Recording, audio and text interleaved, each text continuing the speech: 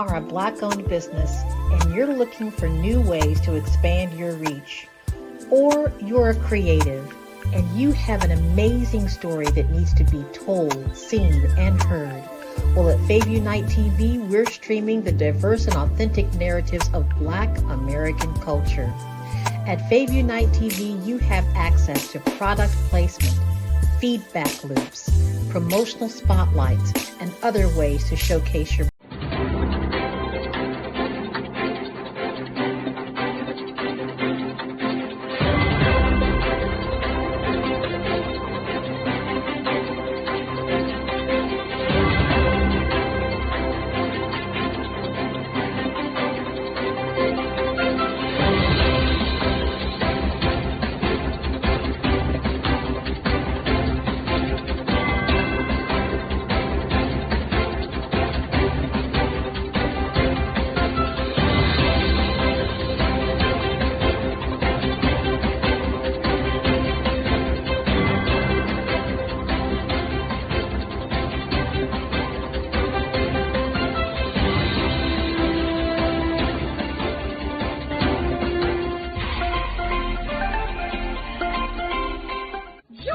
Dr. Eric Kelly III and a host of phenomenal speakers from all around the globe for this 7-day virtual event that you don't want to miss.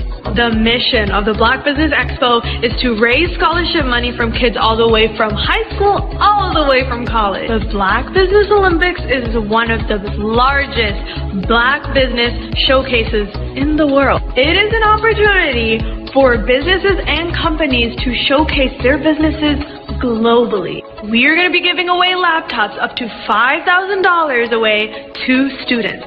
Again, I'm Olivia Appleberry, the founder of 2 Cents Finance and one of the speakers for the expo. I am so excited to see you there. For more info, go to www.blackbusinessexpousa.com or call 919-308-9090 and hope to see you there.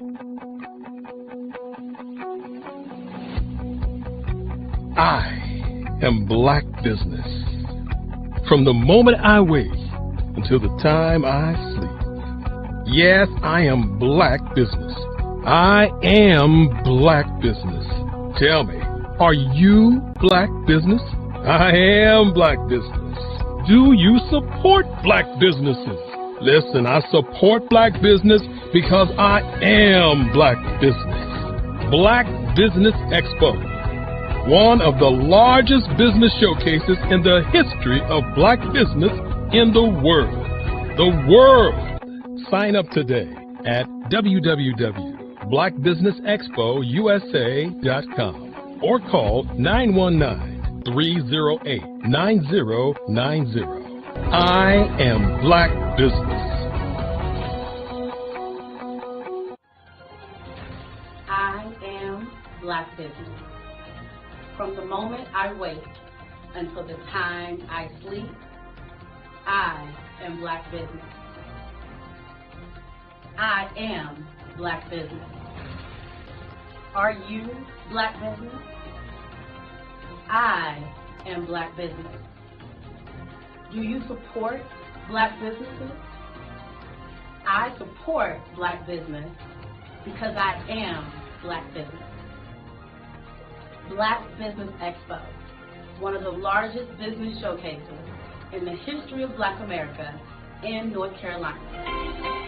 Join Dr. Eric Kelly III and a host of phenomenal speakers from all around the globe for this 7-day virtual event that you don't want to miss. The mission of the Black Business Expo is to raise scholarship money from kids all the way from high school, all the way from college. The Black Business Olympics is one of the largest Black business showcases in the world. It is an opportunity for businesses and companies to showcase their businesses globally. We are going to be giving away laptops up to $5,000 away to students. Again, I'm Olivia Appleberry, the founder of 2 Cents Finance and one of the speakers for the expo. I am so excited to see you there. For more info, go to www.blackbusinessexpousa.com or call 919-308-9090 and hope to see you there. I am Black Business. From the moment I wake until the time I sleep. Yes, I am Black Business. I am Black Business. Tell me, are you Black Business? I am Black Business. Do you support Black businesses? Listen, I support Black business because I am Black Business. Black Business Expo, one of the largest business showcases in the history of Black business in the world.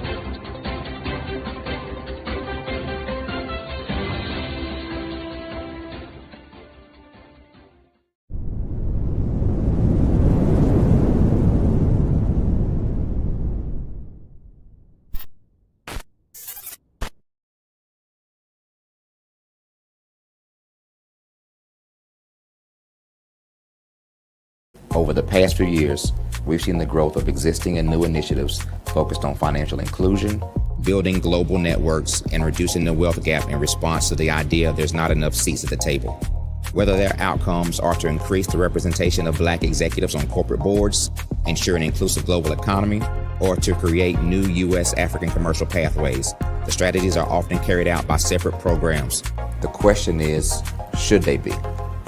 With the continent of Africa being home to more than half of the world's fastest growing economies, the youngest workforce, over 400 companies generating more than $1 billion annually, 700 generating more than $500 million annually that are poised for growth, and being the destination of nearly $5 billion in venture capital in 2021.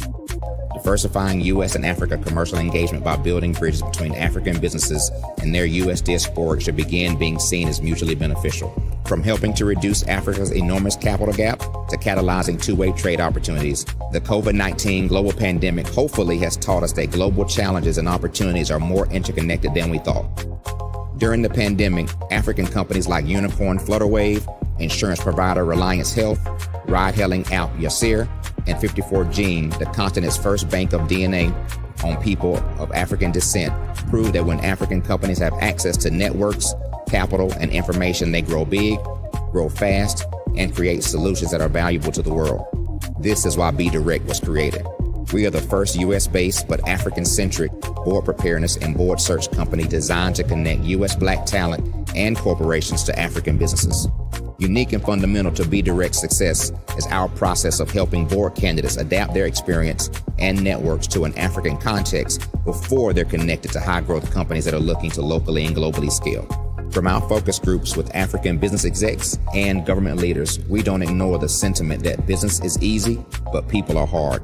Having a pool of board candidates with hard-to-access networks and extensive experience across the business life cycle, including successfully raising capital, is table stakes for an initiative like this. So yes, we have that. But corporate or entrepreneurial success in the U.S. does not guarantee success in Africa.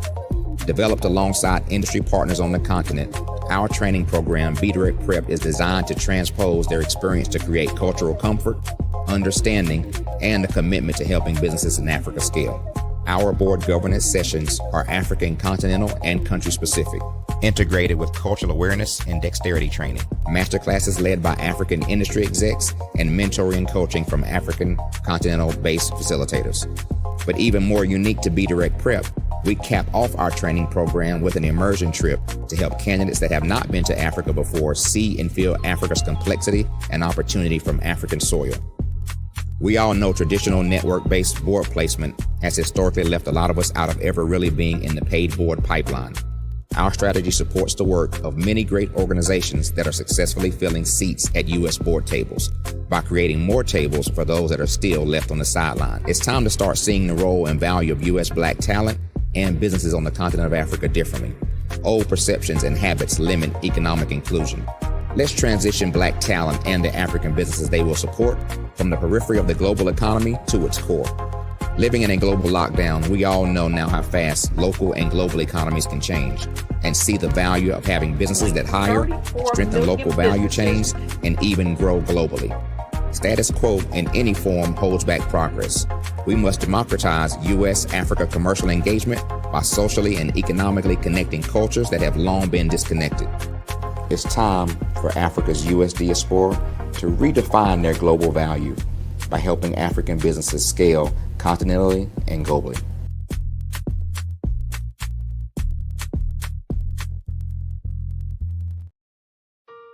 Hello, this is Israel, and I am CEO of Daydreams Interactive and author of Princess Planet. So, genius is common, and as a kid, I loved to daydream. Even as an adult, I loved to daydream.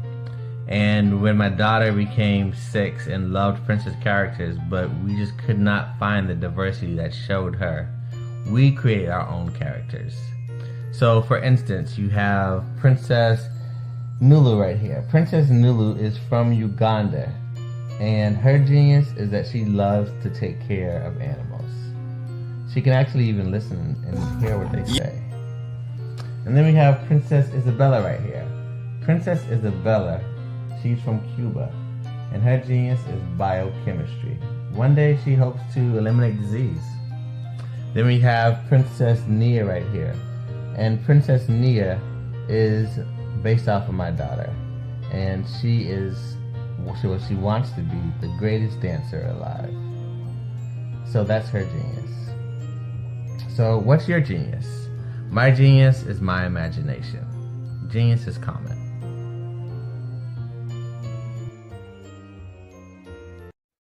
Hey everyone, it's Grant McGaw, CEO of 5 Star BDM and host of the award-winning Follow the Brand podcast and TV series, where I help you to build a 5-star brand that people will follow.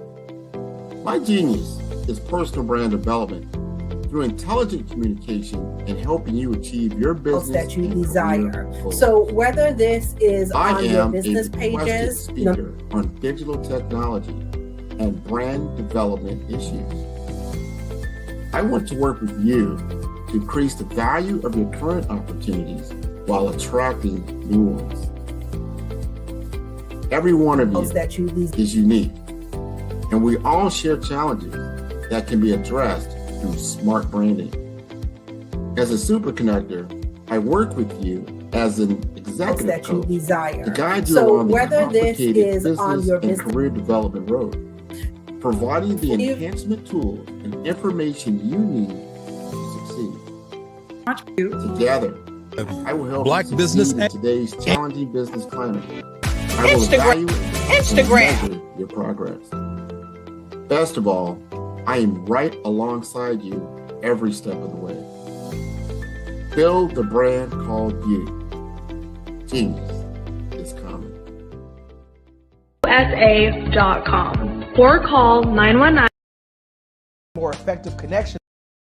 Again, I'm Olivia Appleberry, the founder of 2 Cents Finance and one of the speakers for the expo. I am so excited to see you there. For more info, go to www.blackbusinessexpousa.com or call 919-308-9090 and hope to see you there.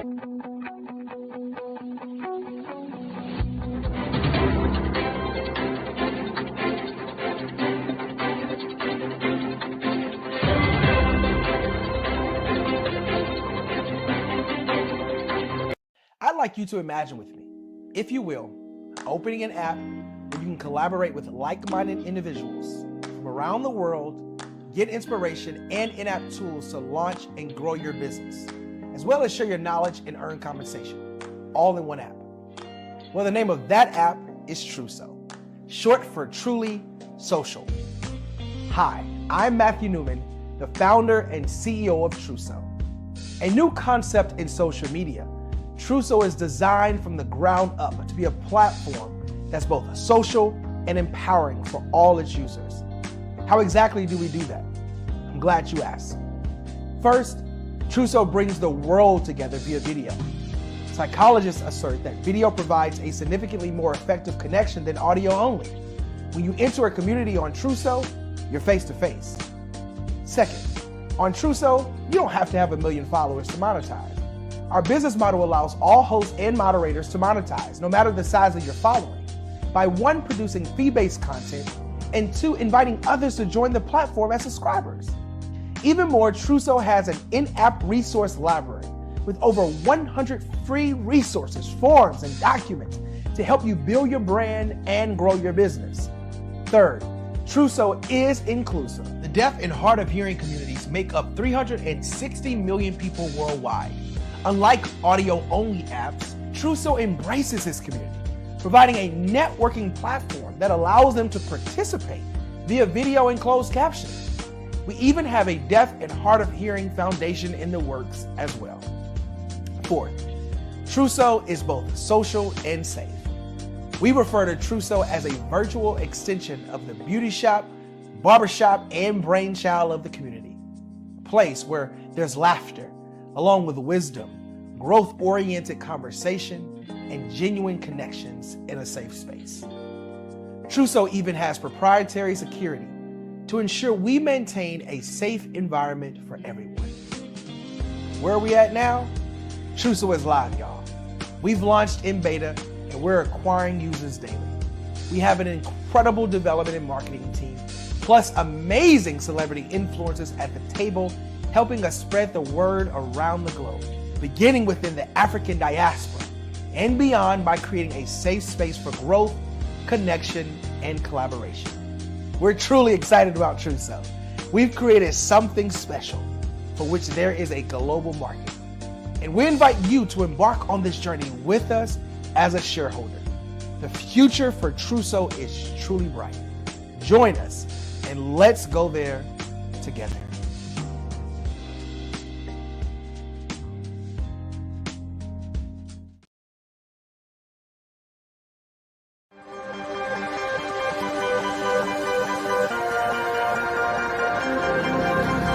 Learn more.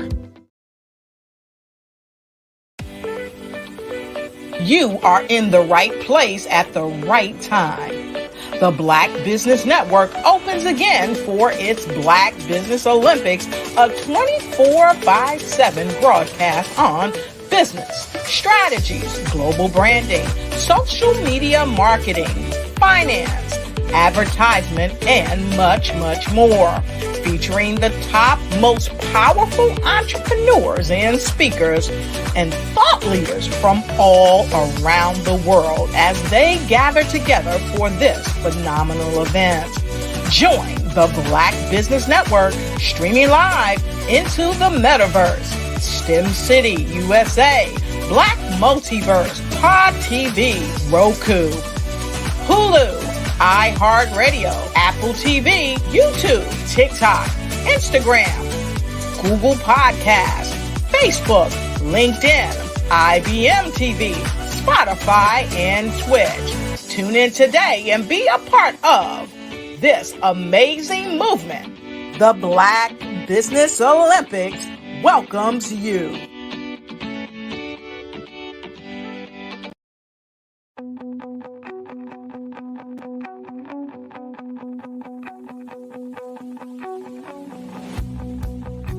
I am Black Business.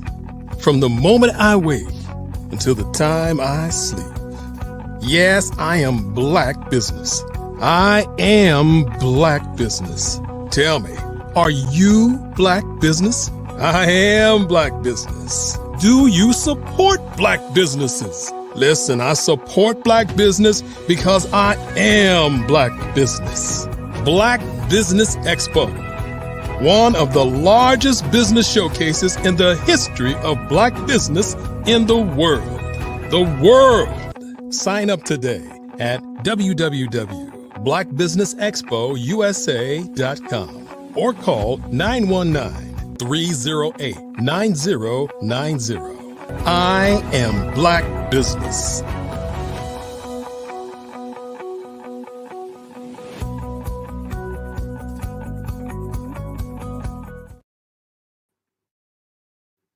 Good afternoon, business owners, entrepreneurs, thought leaders, and corporations. Welcome to the Black Business Network.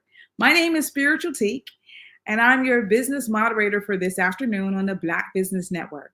The Black Business Network is a 24-hour business network showcasing Black businesses, Black owners, entrepreneurs, and thought leaders worldwide.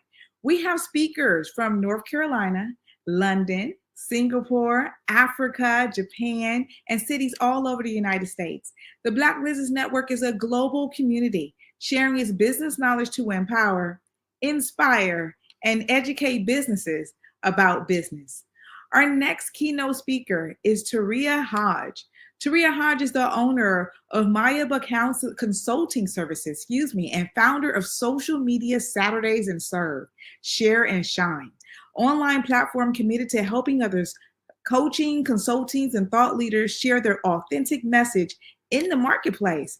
Our commitment is to help you discover the brand story that reveals the lesson learned at times in your life where you found the courage to show up and shine. I present to you Taria Hodge. All right. Good afternoon, Spiritual Teak. How are you? Good afternoon, gorgeous soul. I am doing well.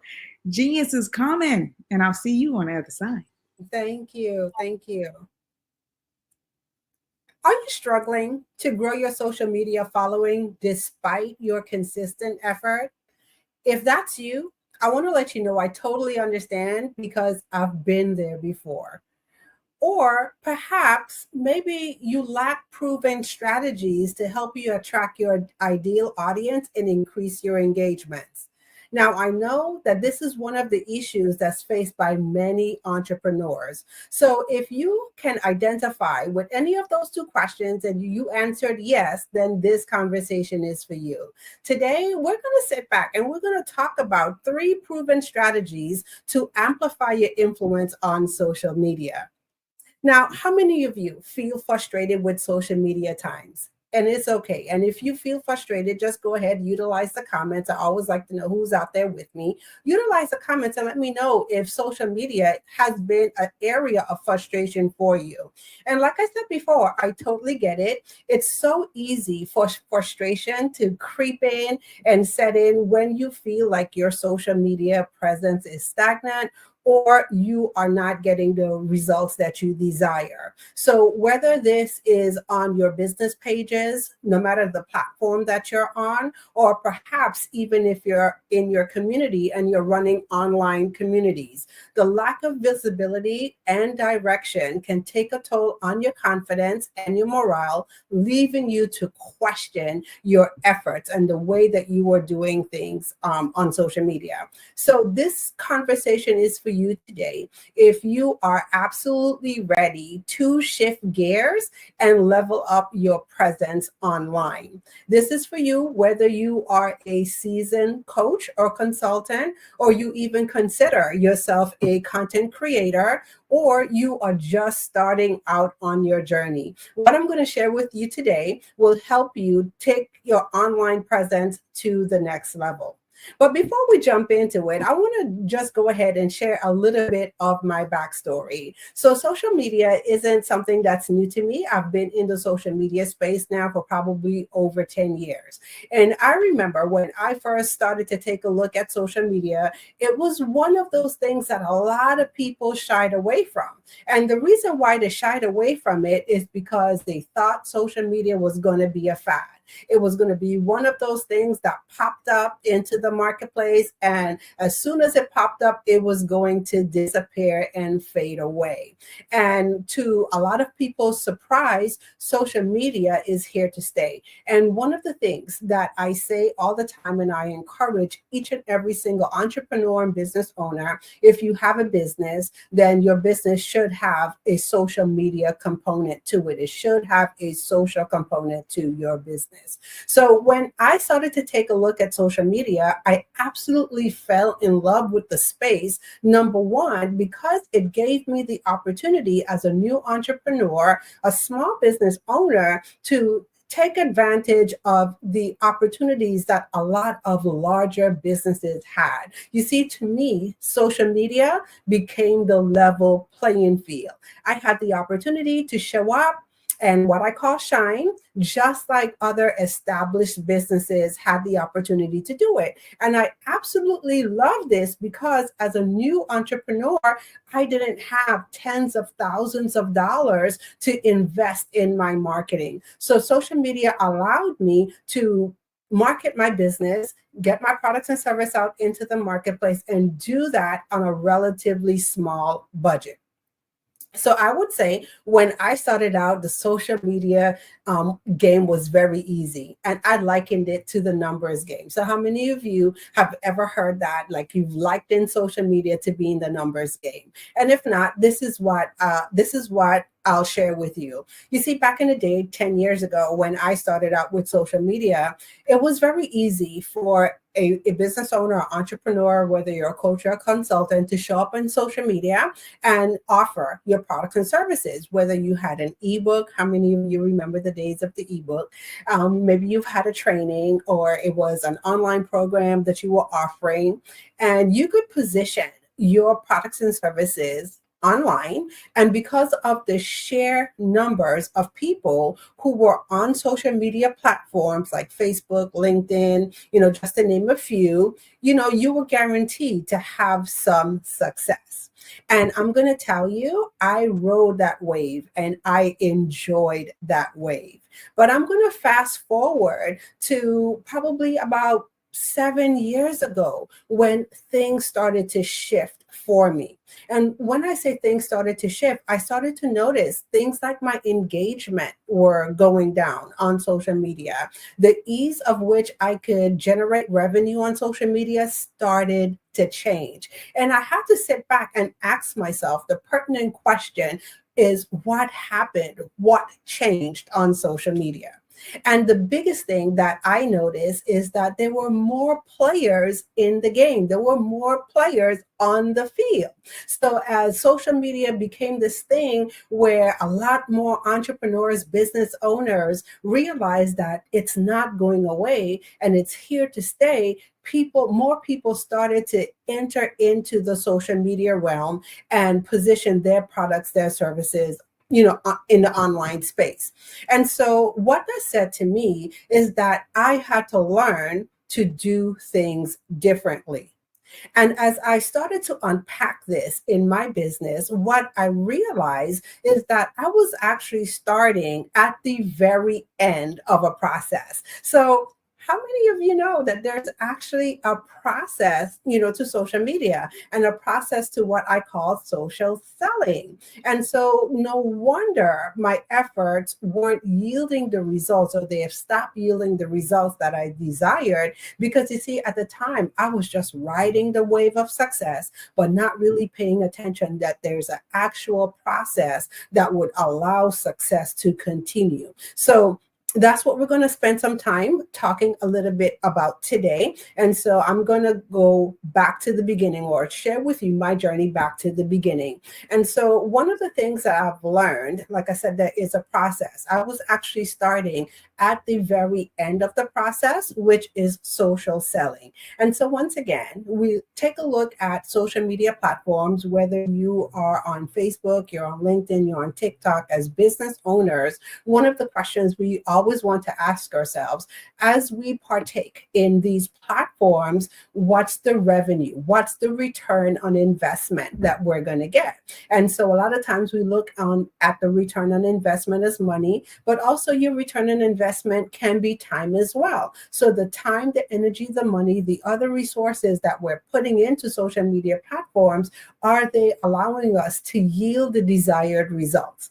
And so as I started to look at this, one of the things that I've learned is that there are actually 5 stages that an entrepreneur, business owner need to go through that would allow them to have effective social media marketing. Okay. And so what I'm going to do, I'm just going to give a brief overview, of the 5 stages, but there's one particular stage that I want to pay attention on today. And so if you've never heard this, there's actually some things before you get to the social selling part on social media online, you actually need to implement active social listening. And social listening is one of the things like I liken to putting your ear on the ground on these social media streets and gathering intel on your audience. Next, we have social influence. And social influence is all about how you show up as a resource in the marketplace and inspire your audience to action. And then social networking is all about how do you network and you collaborate with others to increase your footprint on social media or increase your online presence. And then once those three things happen, you have a very fertile environment for social selling to occur. But now it doesn't stop there. There's the fifth step, and the fifth step is social follow-up. And so a lot of times what I find people do is that they do a wonderful job in making online connections, but they fail to take their connections offline. But we're not going to dive too deep today into each of those 5 steps. There's one particular step today that I want to focus on because I think it's like so important for us as the business owners to really understand that or understand this step. And this step that we're talking about today is social influence. So before we jump into the things that I'm going to share with you today, let's take a minute to define social influence. So social influence is all about establishing your authority on social media through the distribution and the sharing of valuable content. In other words, simply put, it's all about how you show up in the marketplace as the expert. So as we take a look at social influence gives us the opportunity to do 3 specific things. And the first thing it allows you to do is be able to establish your authority in your niche. Because once again, we all want to be known for something. We want to be known for what we do in the marketplace and what we do in our business. And then also the second thing social influence will give you the opportunity to do is to be able to share valuable content to educate and engage your audience. And then lastly, social influence gives you the opportunity to influence decision-making through how you show up. Influence decision-making through your influence. Okay. And so we're going to specifically cover 3 things in our conversation today. So the first thing that I'm going to cover is the 3 things, as a coach or a consultant that you should be honing in on while you're on social media. And then secondly, I'm going to cover what you need to consider before you share content online. And then lastly, I'm going to share with you the secret to having more visibility online. So let's go ahead and jump right in. So the first thing that I want to really sit and have a great discussion around is the 3 things as a coach or a consultant that you should be honing in on when you are on social media. And I know for some of you, these things will just be a refresher. So meaning they're things that might not be new to you in hearing them, but the question always becomes, how well are we doing these things in our business? So the first thing that you should be considering or honing in on is your audience. And so a lot of times I see people kind of jumping over the importance of identifying who their people are on social media or who are you speaking directly to on social media. So have you sat down and taken the time to understand and know exactly who your target audience is on social media? How do you hone in on your people? Now, I know this is one of the things, if you've ever taken a marketing class, Marketing 101, one of the things they encourage us to do is to take a look at who our ideal clients are. Okay.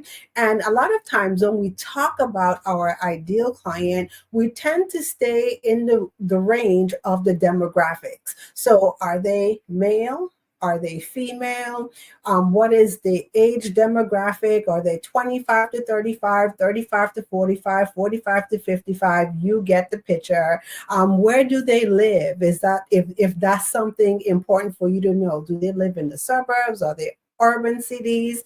How many kids? What does the family structure look like? And I always joke all the time because one of the things that I hear is the 2.5 kids. Now, I don't know about anyone out there. I have 3 whole kids, so I don't even know what a 0.5 of a kid is, okay? But these are the things that we are taught to look at when it comes to identifying our people. Now, one of the things that I'm going to encourage everyone to do is to go a little bit deeper. Instead of just taking a look at the demographics, also take a look at the psychographics of your audience. Who are your people? And so when we talk about the psychographics, do you know how your people show up? Outside of their pain point, because that's one of the things that people always tell us in business. We are in the profession of solving problems. All right. So if you're a business owner, you know that that's what you do. You have a business when you solve problems. And so a lot of times we kind of key in to solely just the pain point, the things that people are struggling with. But can you take it a step further and go outside of the pain point and really understand, like, what is their desires? What are the transformation that they want to have happen, not only in their business, but also in their lives? Like, if you fix the one problem that your business solves for them, what's the effect that it has on other areas of their life and their business? Do you know what that is for them? Do you also know and understand how they communicate the problem? And so I had a very interesting conversation with another colleague of mine. And one of the things I celebrated her for is that she did an excellent job of doing some social listening, gathering intel. And so one of the questions she asked me pertaining to her business is, how does someone express their pain point? And she is a fear coach. So she helps other entrepreneurs get past fear and allow them to show up in their brilliance in their business and also in their lives. How cool is that, right? And one of the things that I said to her is, really stop and think about it. A lot of times, we think to ask the pain question or look at the pain points as, what would someone say? But be honest. Do we all walk around talking about we're in fear? No, nobody talks that way. And so I challenged her to go a little bit deeper. Look at the psychographics. As a result of fear, how does this person show up in the world? Can you go a little bit deeper and look at the behavioral patterns? Now, people will tell you, and you will be able to see and gather all of this intel on social media. So if you are in communities, you're active on social media, you not only have the opportunity to hear conversations, but you pay attention to behavioral patterns of your audience as well. And so it is our job to really hold in on who we are called to serve and understand things, not just the pain points or not just the demographics, but what are their behavioral patterns? What are their social patterns? What all intel can we gather, from this person? And so that's the first thing that you want to hone in on. You want to be very, very clear on who you are talking to on social media, because this helps you show up in a certain way or in a different light on social media. And so we're going to get to that in a little bit. The second thing that I'm going to share with you that coaches and entrepreneurs need to pay attention to is platform. Okay. And now, why am I saying this? Pay attention to your platform and hone in on your platform. Is it just me? Or does anyone else out there feel like there are new social media sites that are popping up like every Monday morning? I know for one, I have a tendency to kind of get overwhelmed with everything that's going on in the social media world. And so one of the things that I usually share is that, you know what, pick one or two platforms, okay? And the way how you pick the platform that you're going to hang your hat on is not by choosing the platform that you like or the one that you are most comfortable with. It's by choosing that platform where your people are on. So do you know where your people are hanging out? Are they hanging out on LinkedIn? Are they on YouTube? Are they on Instagram? Are they on Facebook? Are they on TikTok? Okay. Once you know and have identified where your people are hanging out, that's where I encourage you to go ahead and establish your presence and build a strong strategy around that platform. Okay.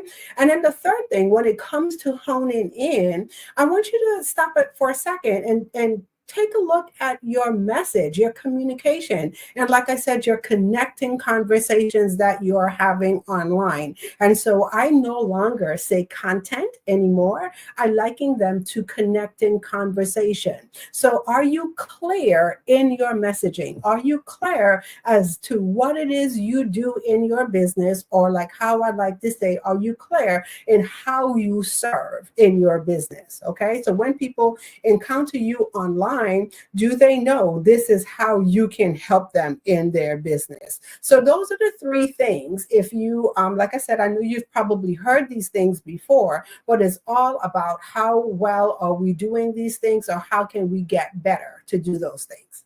Okay.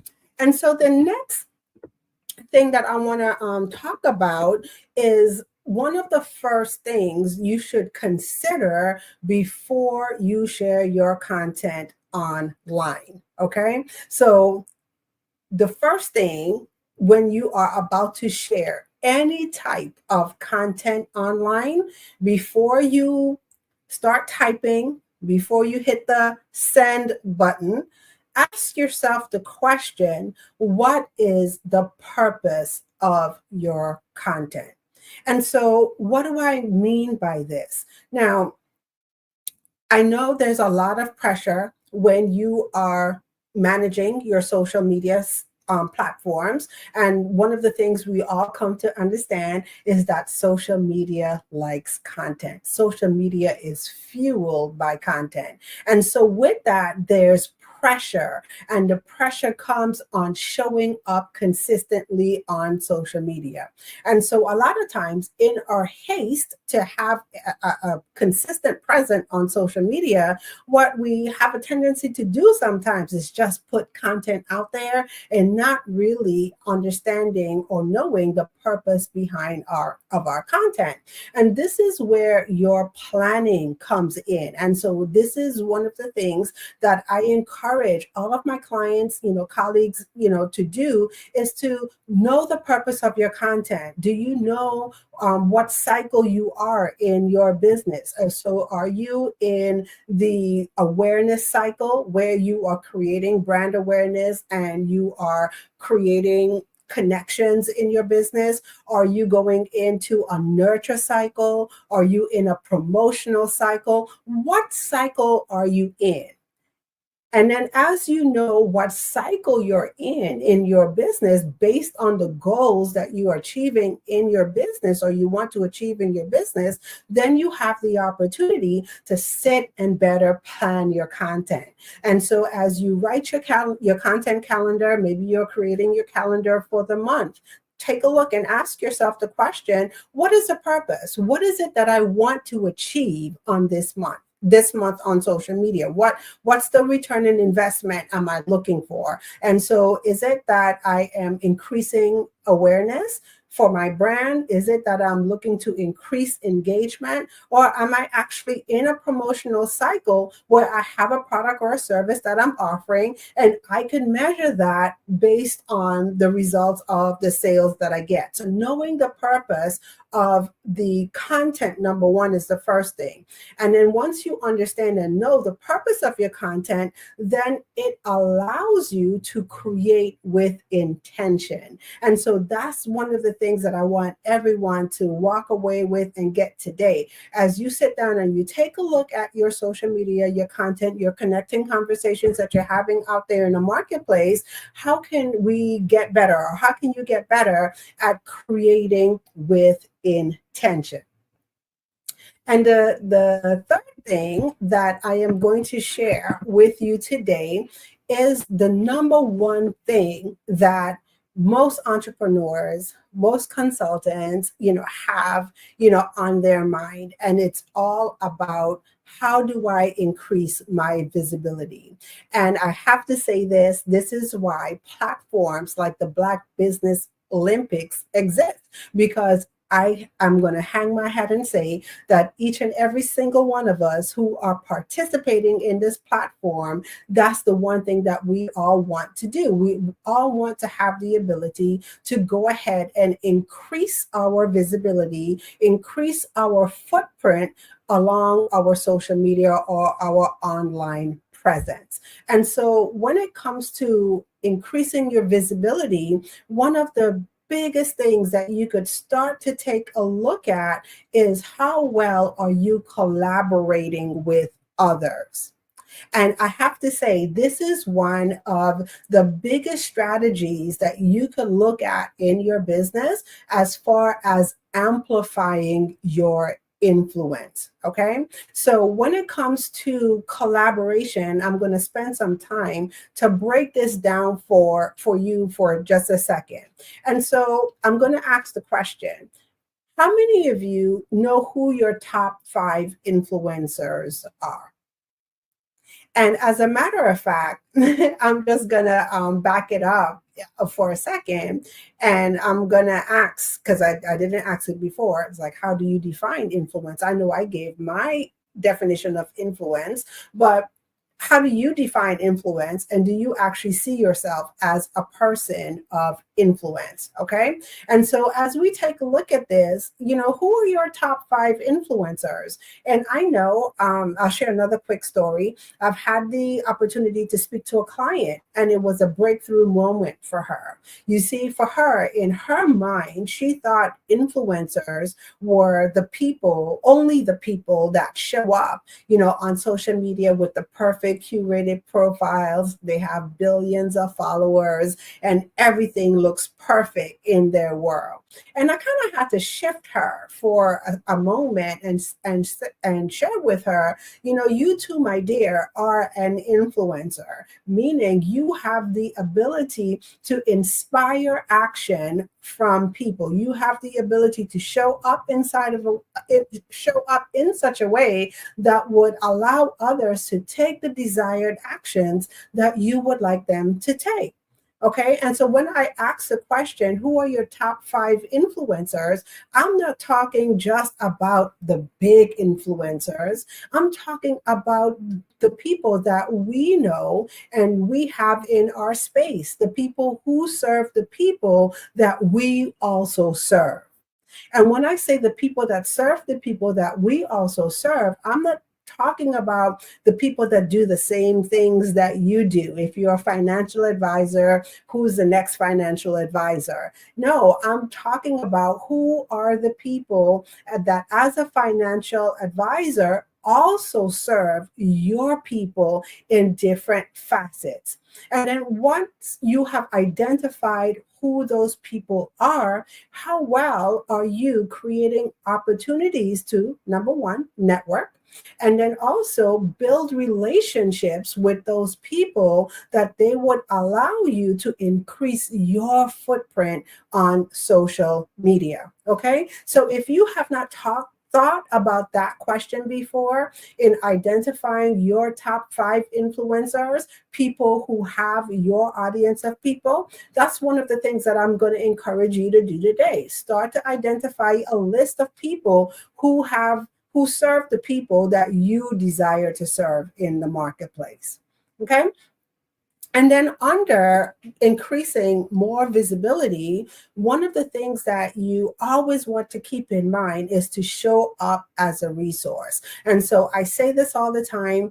things have shifted on social media. So social media is no longer the place where we show up to hawk our wares, as I call it, meaning that when we have a product or service to offer, we show up on social media solely just to promote. And then when our promotional season or promotional cycle is done, people don't hear from us, and then we just kind of go dark until the next thing that we have to promote. And so I'm going to say it's all about showing up as a resource. So one of the things that I always say, and I'm not saying that social media is not the place for you to position your products and services. So I just want to go ahead and get that straight. It is a perfect place for you to do that, but it's how you do it. So one of the shifts that I encourage everyone to do is take a look at social media, not as a selling tool, but look at social media as a serving tool. And how can you use social media to show up as a resource? Okay. And when I say show up as a resource, are you the household name in your particular field? Are you the household name for your audience? Whatever it is that you solve in your business, when people have that problem, does your name automatically pop up? And that's the thing that you want to go for. You want to be able to show up as a resource. And how do you show up as a resource online?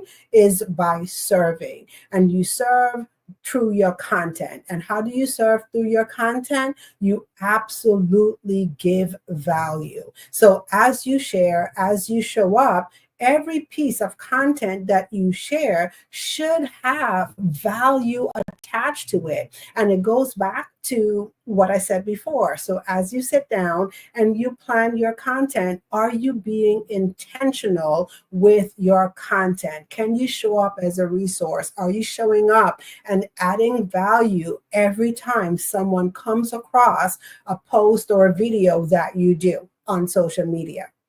And then the third thing under increasing your visibility is collaboration. And when we actively collaborate with others, this gives us the opportunity to have our value add dispersed amongst more people. And so what does this look like? This can look like you being a guest on platforms like the Black Business Olympics. It could be you appearing or hosting your own events, whether it's, a webinar that you're doing, whether it's a Facebook Live or some type of live stream that you're doing. How well are you seeking opportunities to be a guest on someone's platform? And then also, how well are you opening up your platform to allow others to come in? Okay.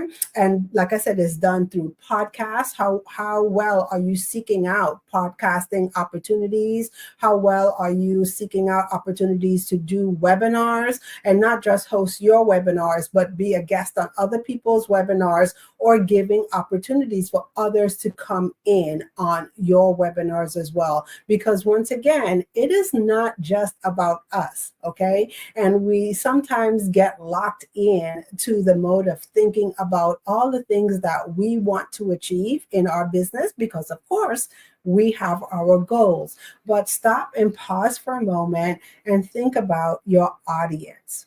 And your audience should always be top of mind. And the question should always be, how can I serve my audience today? And so as we take a look at those three specific areas, those are the key strategies that you can use to help you amplify your influence in the marketplace. And so as we get ready to wrap it up, one of the things that I'm going to leave you with is your journey to social media success begins with a single step, but the path is illuminated by clarity. So remember, before you can shine on social media, you must first align your strategies with intention. So start with clarity, offer value, and embrace collaboration. Amplify your influence and attract your divine clients. And so with that being said, I am going to open it up for any questions.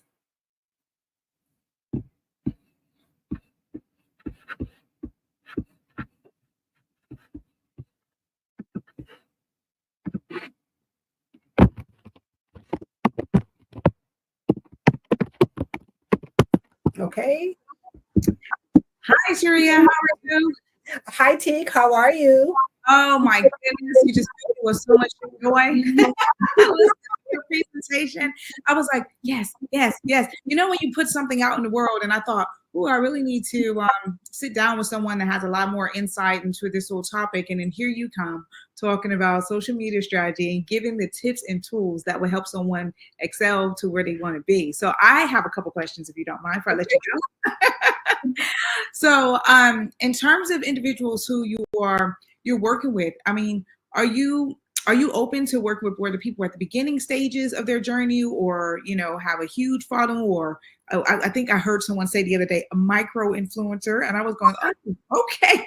Talk a little bit more about how you would support people at different stages of their journey. Yeah, so that's a very good question, and thank you for that. And so, I have a love for the people who are just trying to get it right. So whether you are out there, like I said, and you're just starting your business and you're taking a look at social media and you are asking the questions, what do I do on here? Because I feel a lot of people get stuck right there. Like, what do I do, on here to really make it work? How can I not make that misstep? I'm new in business. I have no clue what to do on here. And so, yes, I do work with those individuals that say, I'm starting my business, or I've been on a journey for a little while. Now I'm in the beginning stages of establishing my social media presence. How do you do that? Mm-hmm. And then you have others who have been on social media for quite some time and, experienced the same, issue I had. Like I said, I started off back in the beginning where, things were easy. You had a $10, ebook and you were in the money back then, and things have shifted. And so people also come to me for a revamping of the strategies. Okay. So maybe they're looking to grow their business in another way. They're looking at different things that they do. So what are the strategies that you can put in place that would always align with your business goals? Okay. So whether you are, like I said before at the top, whether you are a new person, in business, or you're seasoned, it's all about looking at what does that social component for your business look like, and then what are the strategies that you can implement that would allow you to hit your goals. So great question. No, that is absolutely beautiful, because I connect with beautiful souls all the time, and I have my platforms as well, and so this is why this was very fruitful for me too, listening to it. And it's good to know that you're supporting people in the beginning where it might feel like a little bit more anxiety, because it can be overwhelming, all these different platforms. I think I get lost in all the different platforms myself, but equally I love that how you are able to support people to scale, or do that facelift, revamp from where they are, but still keeping that authentic message. And I think that's the key anyway, because I think I loved your question when you said, well, what is your purpose for whatever you're about to put out? What is your purpose for putting it out? And that is so key. That is so key.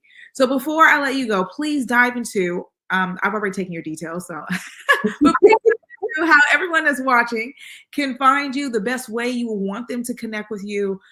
Let us know your perfect channel. Yeah. So one of the best ways you could connect with me, I could be found on also, well, I shouldn't say all social media platforms, because definitely not all, but Facebook, Instagram, LinkedIn, I am Turia Hodge. And so if you just search my name, you will find me.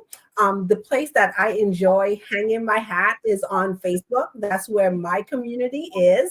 And the name of the community is called Storytelling for Super Achievers. And I would like to offer the audience today a gift. And so one of the things that I have the opportunity to do in the vein of collaboration, I have the opportunity to collaborate with Suzanne Hart, and she is speaking and storytelling from a mindset perspective, right? And it's one of the things that I found paired so well with social media, because it's all about how do we show up online, how do we show up as influencers and attract those people. So I no longer tell people it's about finding your clients, because I think we've all heard that, right? But it's about for us how we show up in such a way that we attract our people, our divine people to us. And so I would love to invite the listeners of the Black Business Olympics to join us on our Unleash the Power of Your Story Masterclass. And so I will drop the link in the chat, and that's utpmasterclass.com. I have to remember it for a second. So it's UTP for Unleash the Power Masterclass.com. And that's happening on May the 17th, and it's May the 16th, and it's a free masterclass. So I'll put the link on there. That is amazing, Taria. It's been a pleasure having you here on the Black Business Network, and I'm sure we'll be collaborating and speaking soon. Have a beautiful, blessed day. All right. Jesus is coming, and I'll see you on the other side. All right. Thank you. The Black Business Expo mission is to raise funds for high school seniors going to college or kindergarten through 12 entrepreneurs. This expo was a fundraiser for students. You may go to the www.blackbusinessexpousa.com to donate to the scholarship fund or use the Cash App that's somewhere on the screen. Our goal is to give laptops and up to $5,000 to 10 students, and students can register online at www.blackbusinessexpousa.com. Every dollar counts. So we want to remind you to donate to the scholarship fund. And we want to thank our Black Business Expo USA sponsors, the NC100, Moody Capital Partners, Suede Soul, Lotus Ritchie Coaching and Training, Carolina, Virginia Minority Supplier Development Council, Step Management, the Hello LLCC, Barbara H. Smith LLC, Margie McLean Foundation Incorporated, Genius is Common, Earth Essentials, 5-Star BDM Media, Mullane Shawnee Global, Executive Women's Success Institute, The Quality Coaching Company, Superwoman Business Services, Creative Force Studios, Lee Entertainment, Artist App Design, and the Black Business Expo USA. Genius is coming, and I'll see you on the other side.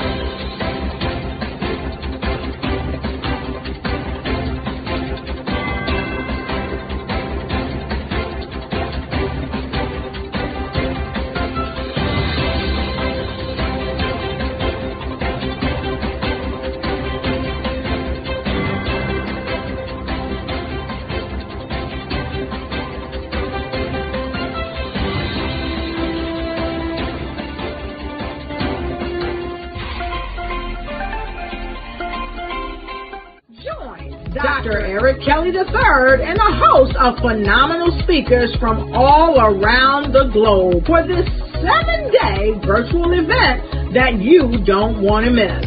The mission of the Black Business Expo is to raise scholarship money from kids all the way from high school all the way from college. The Black Business Olympics is one of the largest Black business showcases in the world. It is an opportunity for businesses and companies to showcase their businesses globally. We are going to be giving away laptops up to $5,000 away to students.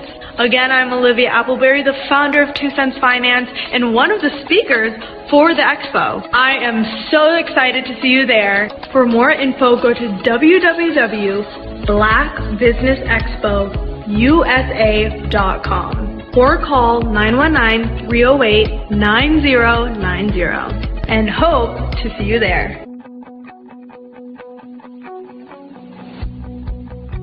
I am Black Business. From the moment I wake until the time I sleep. Yes, I am Black Business. I am Black Business. Tell me, Are you Black business? I am Black business. Do you support Black businesses? Listen, I support Black business because I am Black business. Black Business Expo, one of the largest business showcases in the history of Black business in the world. The world! Sign up today at www.blackbusinessexpousa.com or call 919-308-9090. I am Black business. I am Black business. From the moment I wake until the time I sleep, I am Black business. I am Black business. Are you Black business? I am Black business. Do you support Black businesses? I support Black business because I am Black business. Black Business Expo, one of the largest business showcases in the history of Black America in North Carolina. Join Dr. Eric Kelly III and a host of phenomenal speakers from all around the globe for this 7-day virtual event that you don't want to miss. The mission of the Black Business Expo is to raise scholarship money from kids all the way from high school, all the way from college. The Black Business Olympics is one of the largest Black business showcases in the world. It is an opportunity for businesses and companies to showcase their businesses globally. We are going to be giving away laptops up to $5,000 away to students. Again, I'm Olivia Appleberry, the founder of 2 Cents Finance and one of the speakers for the expo. I am so excited to see you there. For more info, go to www.blackbusinessexpousa.com or call 919-308-9090 and hope to see you there. I am Black business. From the moment I wake until the time I sleep. Yes, I am Black business. I am Black business. Tell me, are you Black business? I am Black business. Do you support Black businesses? Listen, I support Black business because I am Black business. Black Business Expo, one of the largest business showcases in the history of Black business in the world.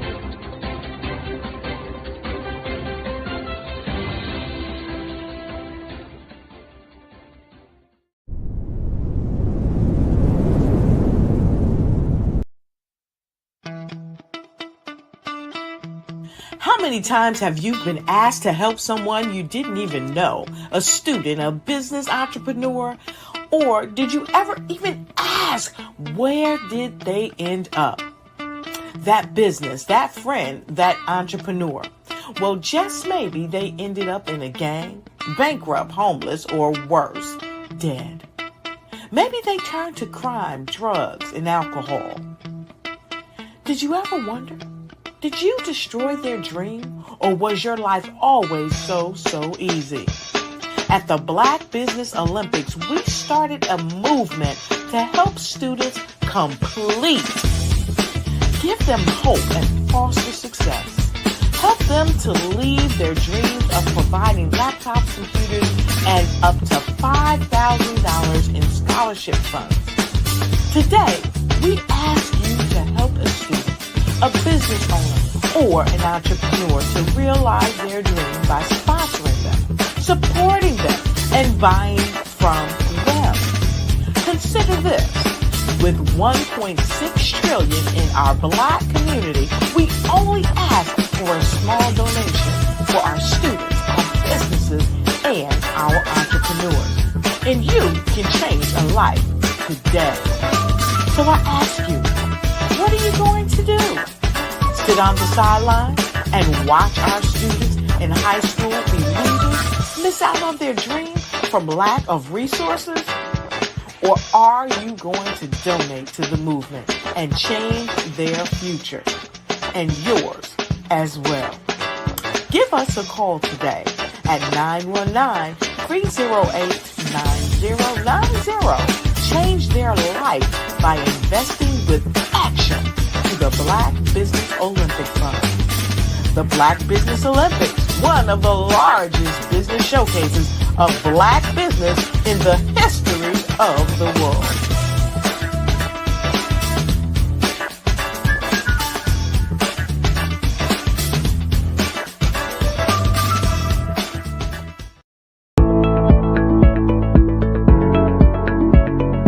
Prepare for what's coming and dominate in economic winter. Stand strong and thrive by showcasing your great products and services globally through the Black Business Network and Black Business Olympics. The Black Business Network has showcased over 2,000 companies with over $7 billion in sales each year. Over 10 million attendees have viewed the rebroadcast each month. Through the Black Business Olympics, unique styles of business training and mentoring are turning students into business owners and entrepreneurial warriors who will dominate in any economy. Gain the ultimate advantage of the Black Business Olympics, 7 days of unbelievable topics and speakers speaking around the globe. Donate your time and experience to provide expertise and scholarships to students worldwide and change the world. Now, more than ever, new insights, tools, strategies, and capabilities are needed. This is your chance for a major presentation to the world. Fill out the form and join the more than 2,000 speakers who have presented to over 200 countries. Join the Black Business Network streaming live into the Metaverse, STEM City, Black Multiverse Enterprises, Hulu, Amazon, YouTube, iHeartRadio, Apple, Facebook, LinkedIn, Pod TV, IBM TV, Spotify, and Google Podcasts. Sign up today. Spaces are limited, and we will see you there.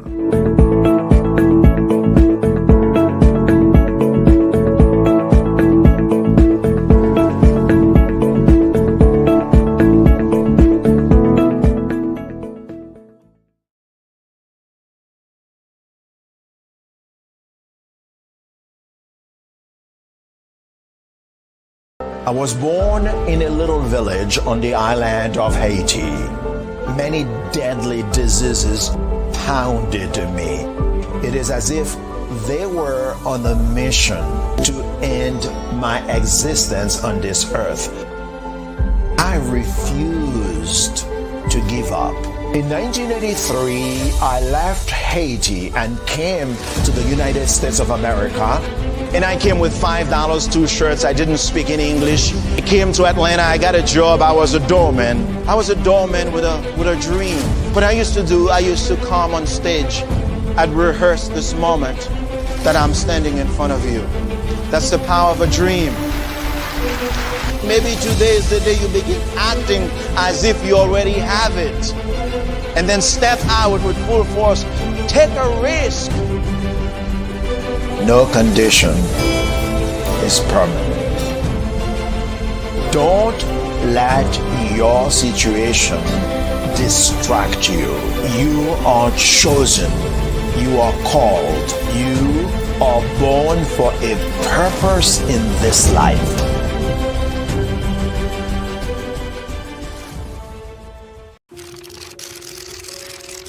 Bravery is not the absence of fear, but the ability to overcome it. We stand for those who defy suppression, who speak out, and those who walk the road less traveled. Everyone deserves to be seen and their voices to be heard. We're sparking a movement, growing a community of creators united by the desire for freedom, choice, equity, and ownership. At Fanbase, it's all for one and one for all. We support each other, to guide, promote, and uplift you, and a place where you can unapologetically be yourself. A place where your voice, ideas, and creativity are not just welcomed, but celebrated. We are Black founded, minority funded, and supported by a diverse, inclusive, powerful community that believes in the strength of authenticity and individual choice.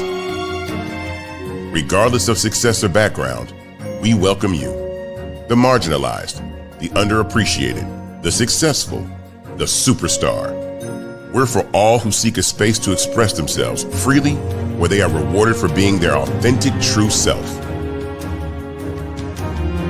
We transcend labels because only we have the right to define ourselves.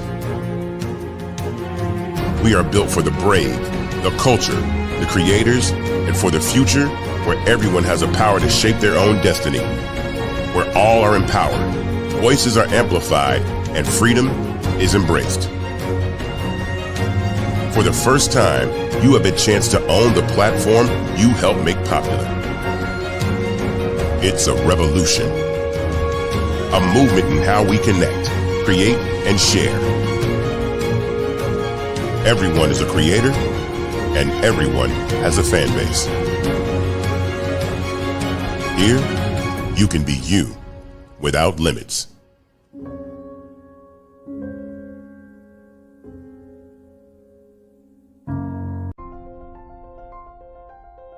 What if you could build your own city? A place where every child can find nurturing people to help them achieve their full potential. A place where every adult can access job training support. Where health education is abundant. Where social justice ruled the land. A place without limitations. Welcome. You have arrived at STEM City USA. It is what every city should be. A safe and trusted community where you find people and resources to help you become everything you are and beyond. STEM City is unlike anything you have ever experienced. It is a digital twin of the world around you, only better. STEM City is about energy and soul renewal. It is more than a digital world. You can almost feel the power of live cultural events, music, and theater. STEM City promises a better future for children with caring mentors and hands-on activities with dedicated tutors to support our youth.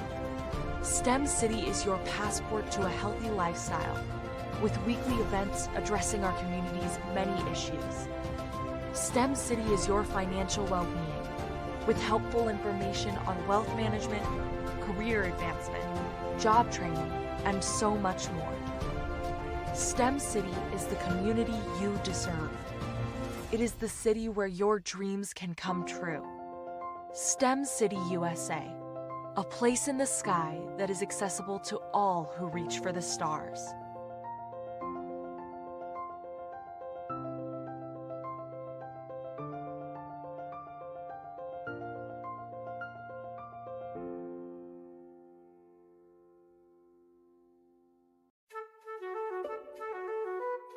This is Dr. Arnold T. Petsworth. He's the owner of Petsworth Vet World, a veterinary clinic in Hopton, Connecticut. His patients include dog, cat, frog, fish, Goldie, dog, and this alpaca. Due to doctor-patient confidentiality, we can't tell you their names. Business at Vet World was steady, and then quarantine hit. Neighbors brought new four-legged friends into their homes.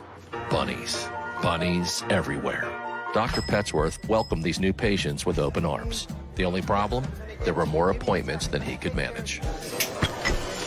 That's when Dr. Petsworth turned to his American Express business card, which offers spending potential that's built for his changing business needs. He decided to hire a new assistant, Julio, and with spending power built for business purchases, he used his card to furnish a new exam room. Together, Dr. Petsworth, Julio, and American Express Business made sure all the pets of Hopton got the love and care they deserve.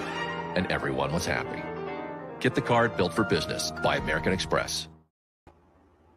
Absolutely. So our coaching program help people that have the lack of time, that lack strategies, and lack the confidence to go after their dream life. So we help them implement tools. We help them implement, I love to leave the inherited lack of finances or the education behind finances. But it wasn't until I lost my firstborn, my only son, that life changed for me. And where I was going after it all, living the corporate life, hit my 6-figure income, and living in my dream house with my dream man, driving my dream car. Wow. I nearly lost it all when I lost my son. And so I realized it only takes one financial catastrophe that can change your entire life. That's what made me start All New Beginnings. Because no matter what's going on in life, there's a new beginning. And because of that, we develop a program called Wise Minded. My little slogan is, don't just dream it, let's live it. If they want to connect with you or work with you, what is the best ways for them to be able to do that? Well, for my social media guru, you can connect with me on every single social media platform as Tanya T. Rose.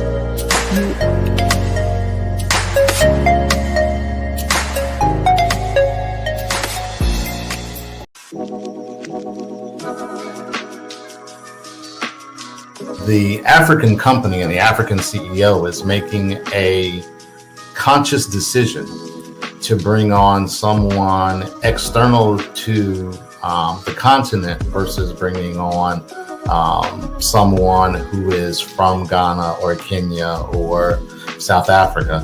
And so the skill sets of the people that we take through our executive leadership training program and ultimately on the placement, obviously have to be extremely high caliber. So what we look for are corporate executives at the vice president to C-suite level, as well as Black entrepreneurs. When we look at the Black corporate executives, we're looking for some very specific skill sets, whether that be around supply chain, sales and marketing, engineering, product development. We want our folks to be able to add immediate value to the corporate board, right? And the other thing is, even if they don't necessarily have specific industry experience, they're bringing a diversity of thought.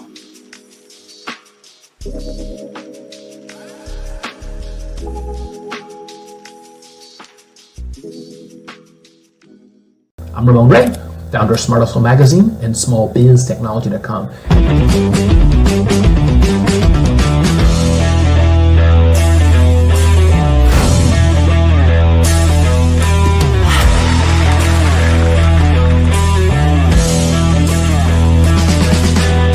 You're here today to celebrate small business success.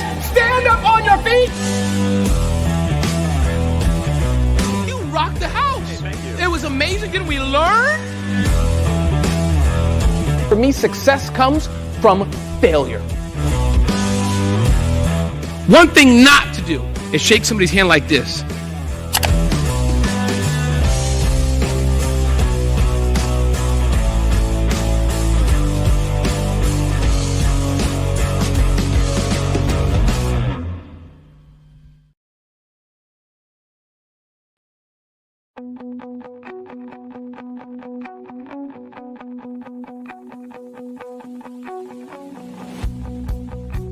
I am Black Business.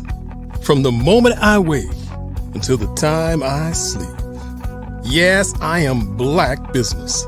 I am Black Business. Tell me, are you Black Business? I am Black Business. Do you support Black businesses? Listen, I support Black business because I am Black Business. Black Business Expo, one of the largest business showcases in the history of Black business in the world. The world! Sign up today at www.blackbusinessexpousa.com or call 919-308-9090. I am Black Business.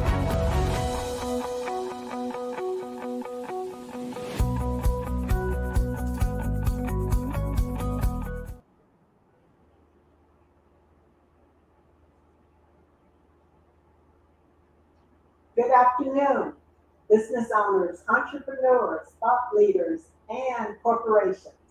Welcome to the Black Business Network. My name is Rita Pilot, and I'm your business moderator this evening on the Black Business Network. The Black Business Network is a 24-hour business network showcasing Black businesses, business owners, entrepreneurs, and thought leaders worldwide. We have speakers from North Carolina, London, Singapore, Africa, Japan, and cities all over the United States. The Black Business Network is a global community sharing its business knowledge to empower, inspire, and educate businesses about business.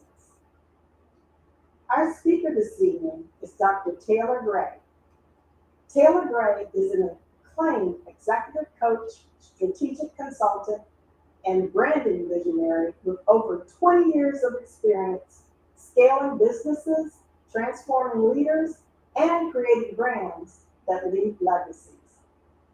Known for helping high-achieving leaders align strategy with soul, Taylor merges elite corporate strategy with holistic leadership development, delivering business growth without burnout. Her approach is deeply transformational. She specializes in guiding purpose-driven entrepreneurs, especially visionary women, toward building smart, scalable brands rooted in clarity, values, and intuitive leadership.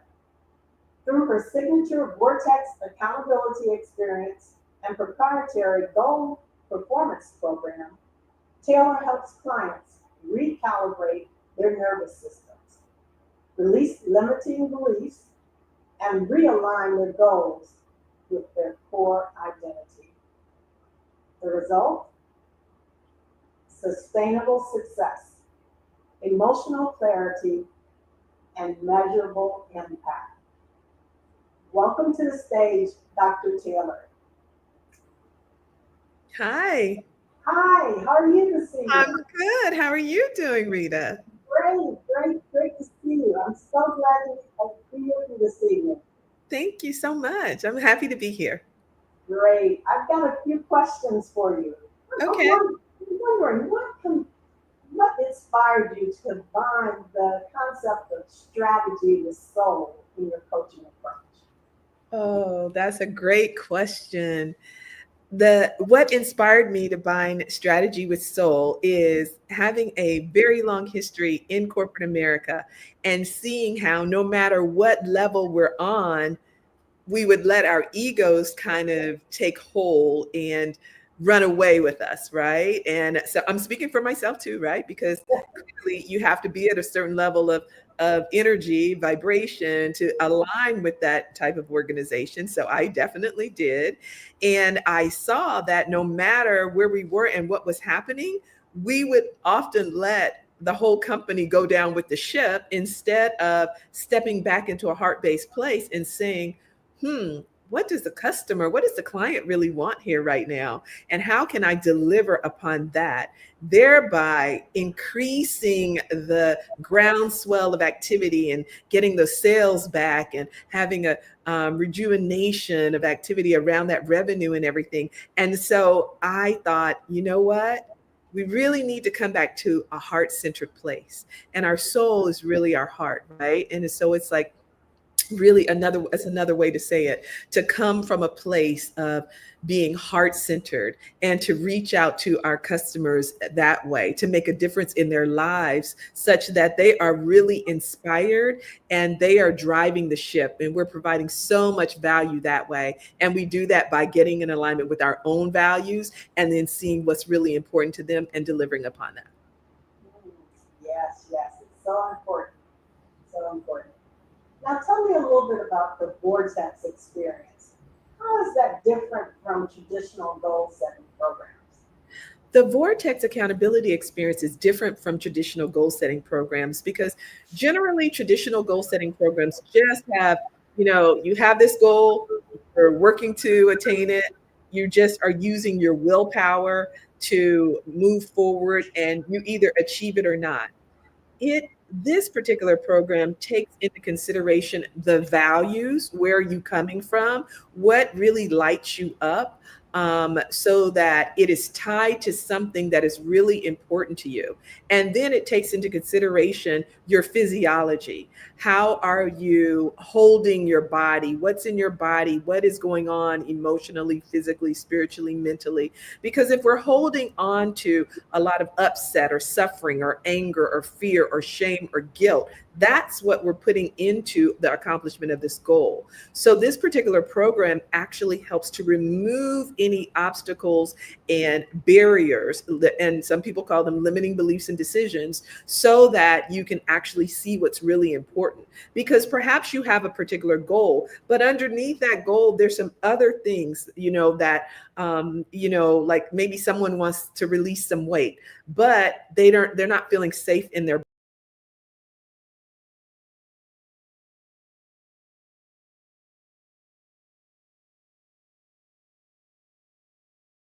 they're not able to attain their goal because there's something underneath the goal that they have developed. So they yo-yo with their goals, or they sabotage themselves. And when we get to the root cause of what has caused this feeling of not being safe, and we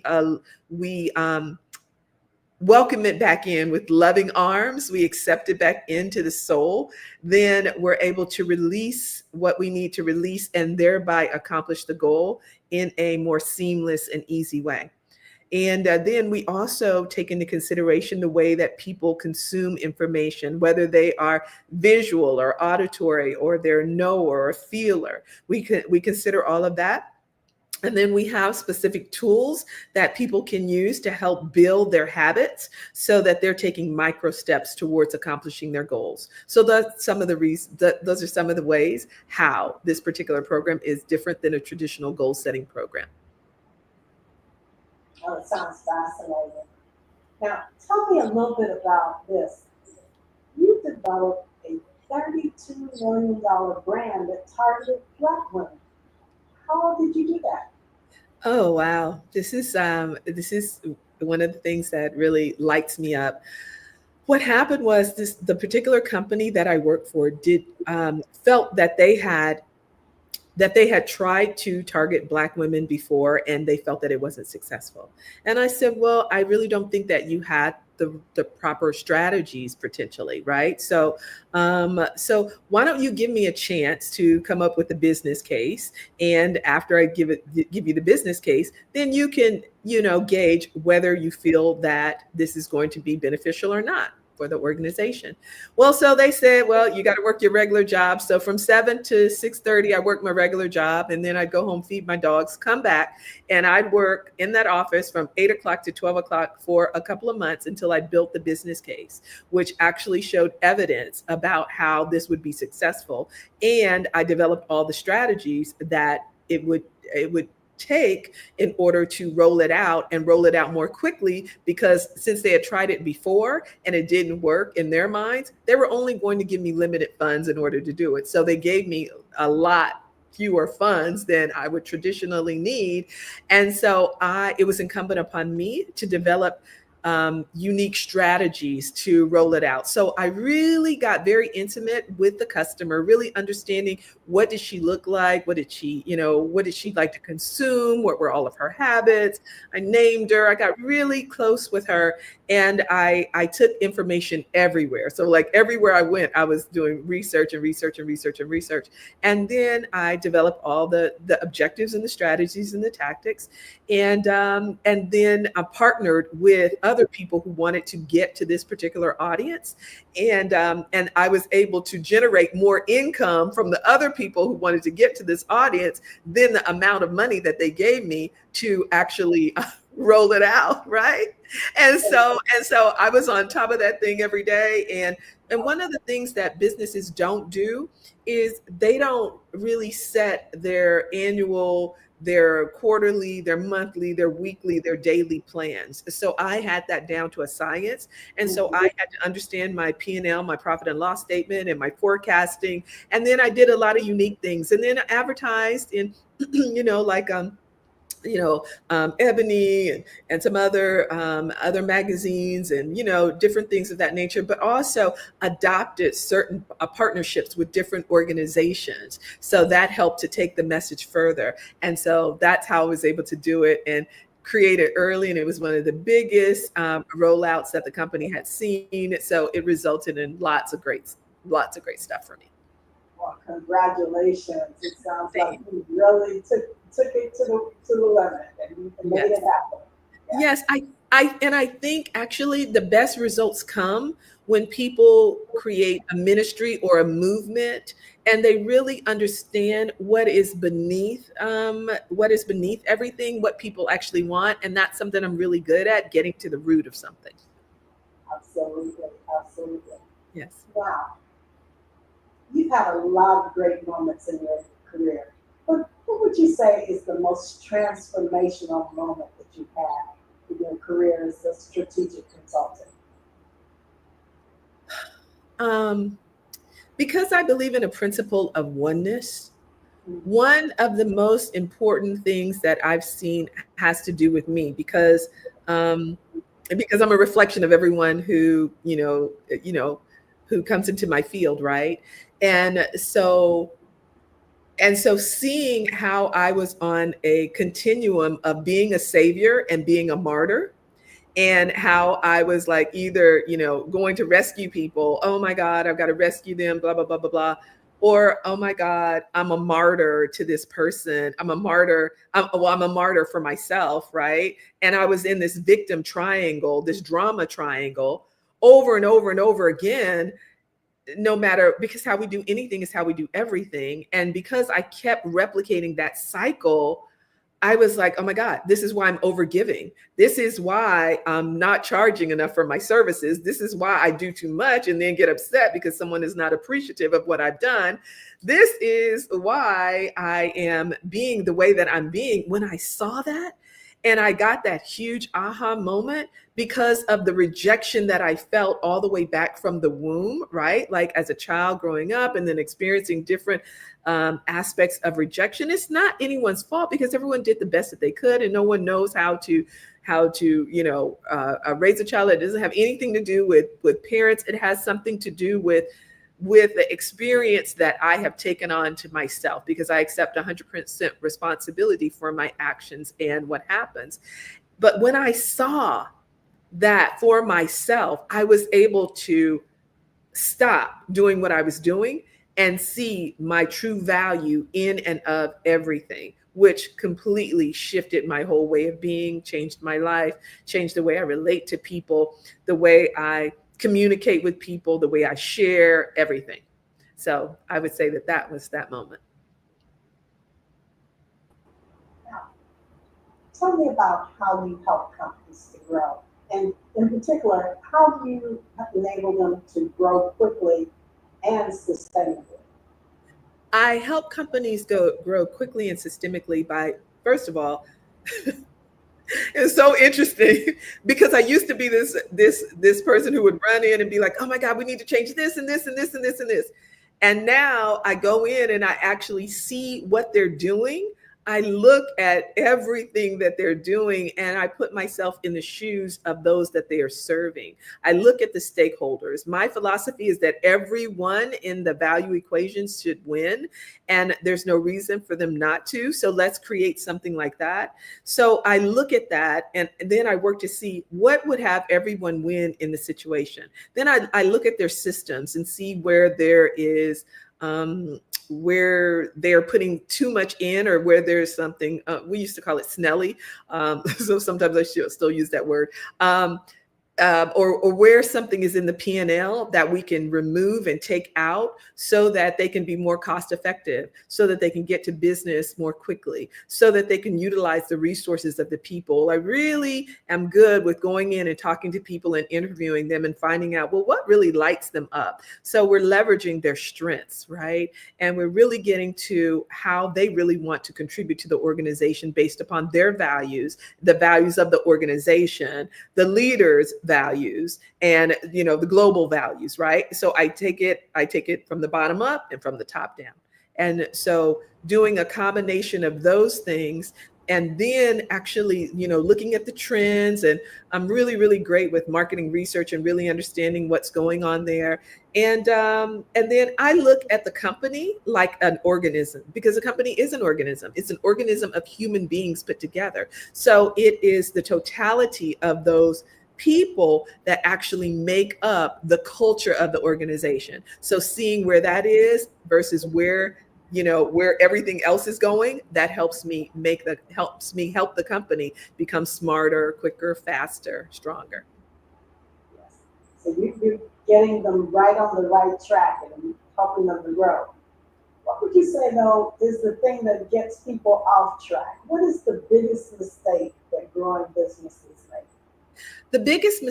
One of the biggest mistakes that growing businesses make is either not paying attention to the global economic, financial, cultural trends that are going on, not seeing where the marketplace is going and not adapting quickly, not being able to pivot because they're too big and they're like an elephant and they're like, oh, we don't want to pivot. We're going down this direction. Or ego really gets in the way as well, because when someone has a big ego, they're like, oh, that's not going to be a trend. That's not going to be a thing. So I'm not going to go there.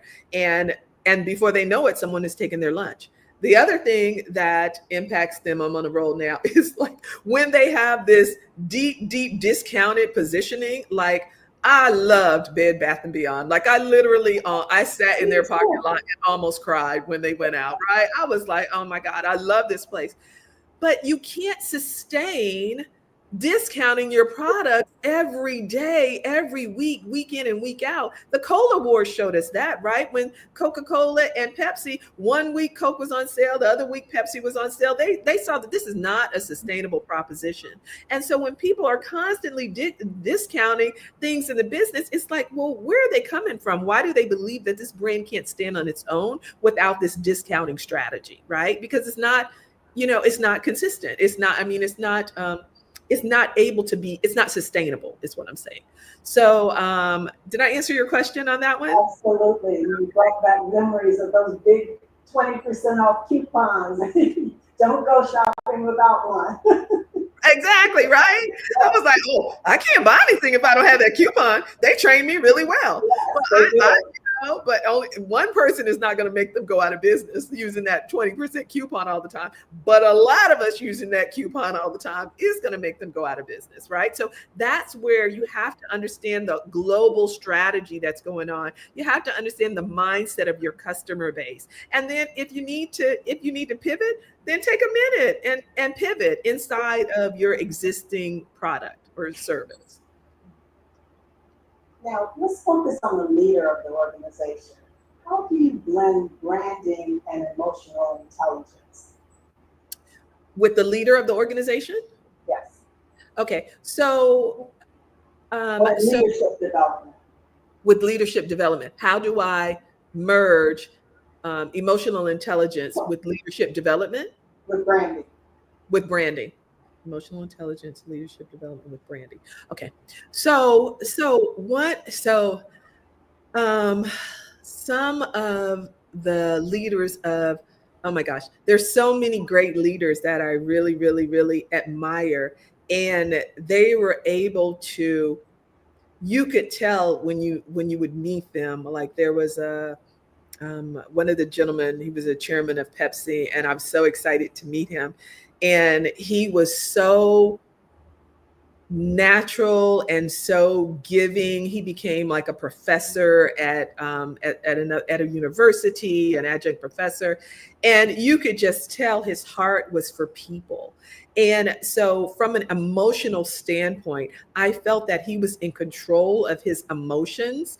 And so his brand was representative of who he was in business, and who he was at the university was in alignment. And his results showed it because his people put in extra work and extra time.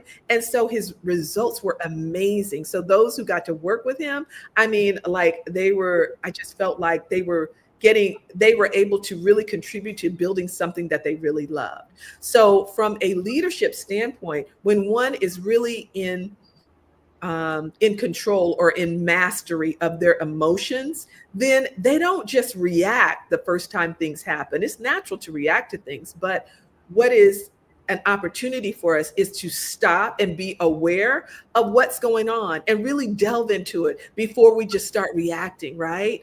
And I believe that that is one of the best things to be able to understand, you know, in this moment, this is what I'm feeling. I will come back to you when I'm in a better frame of mind, or I'll come back to you and we will talk about this a little bit later. It takes a wise person to be able to do that, to stop and to say, hey, this is not the right time for me to have this kind of conversation. And I see what's going on in the marketplace. And before this blows up with all of this, with all this publicity and everything, let me just take a beat, just 5 minutes, 10 minutes, whatever it is, to get in alignment with my own emotions. So I'm coming from a place of internal power. You mentioned alignment. Can you share? I know you believe that most failures come from misalignment versus lack of drive. Explain a little bit more about that. Well, and what that is in reference to is goal setting. So a lot of times we are misaligned with our goals. So we may say that we want balance and we want freedom in our lives, and then we go work for a company where their culture is that they work 10 hours a day, 12, 16 hours a day. So that is in misalignment with what you say you actually want. So it's just like, oh, I want freedom, I want balance, I want this, I want that. And then we're working there and we don't have time to do anything except for work. So that's a proper example of how being in misalignment with your goals doesn't allow you to achieve what you want. Or we say that we want to be healthy, but we're drinking Pepsis all day. Or we're consuming sugar all day when we say that we want this particular thing and it happens to be a health value or whatever, right? Exactly. Speaking of the mindset, what type of changes do people need to make in order to achieve holistic success in their mindset? Well, so I wouldn't say people need to do anything. What I will say is that in my recommendation, I recommend for myself, and I recommend when I'm working with clients, I talk to them about having a growth mindset versus a fixed mindset.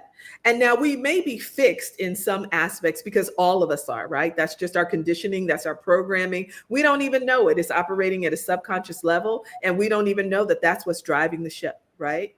And yet when we stop and we put in a practice, which helps us become aware of things and aware of how we're being in that moment when something happens, then we can it can be instantaneous where we step outside of ourselves and say, okay. Because I used to get really upset when I was driving. I'm like, why are they so slow and this and that and blah, blah. Do you know, I don't have any of that anymore. It's like, it just went away because it's like, I am in control of my emotions now. I have mastery of it. And when you have mastery of your emotions, you literally can regulate so many things. When you have mastery of your emotions, you can regulate what's going on in your body. You can regulate what's going on in your business. You can regulate what's going on in your relationships. It's so much better when we have that mastery, when we stop and say, okay. And so that's what I talk about in terms of mindset shifts with clients and with others, and how you can accomplish this bigger picture and whatever you want, whether it's building your brand, whether it's taking your brand to another level, whether it is working for somebody else's brand. We're all brands. So whether we see it or not, we're all brands. How you carry yourself, the food that you eat, where you shop, all of that makes up your brand, right? Every aspect of you makes. So we're all walking billboards, basically, right? And so if our billboard, our billboard, we're known as someone who can obtain emotional mastery, then that helps people be with us better, and it helps us be with them better. And then there's so many more things that we can accomplish because we get some of that other stuff out of the way. Mm-hmm. Now, when you start working with someone initially, be an executive or a founder, what's the first thing that you do? When I start working with someone initially is I ask to interview them. I want to get to know them a little bit better. I want to understand what motivates them, how they tick, how they like to receive information, how they communicate information. I like to understand who they really are, like who they really, really are, and then why they're doing what they're doing, and what have they been doing that has worked, what has not worked, and what do they know if they put this in, it's really going to make a difference in what they're doing.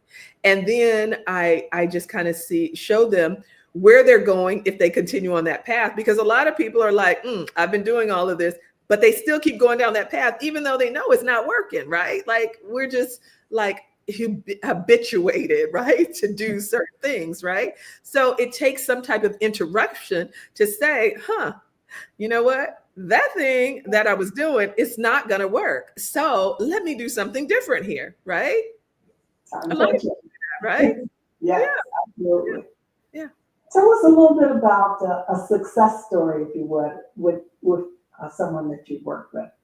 Oh, yes. Okay. So, so one lady, she, when she came to me, she was quite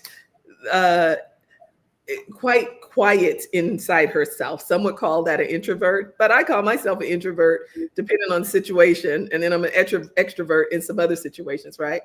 And so she was really quite quiet, and she didn't spend a lot of time talking to people. You know, she would come and go, she would do what she had to do.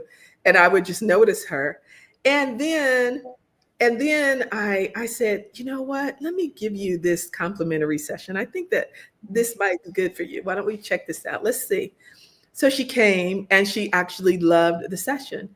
And so when I started working with her, she would say, oh, I've already dealt with that. That's not an issue. I've already dealt with it. It would come up and she would say, I've already dealt with that. And the truth is that she didn't know that that issue was still there, because we're not dealing with these like bodies. We're dealing with our bodies and whatever is in our field.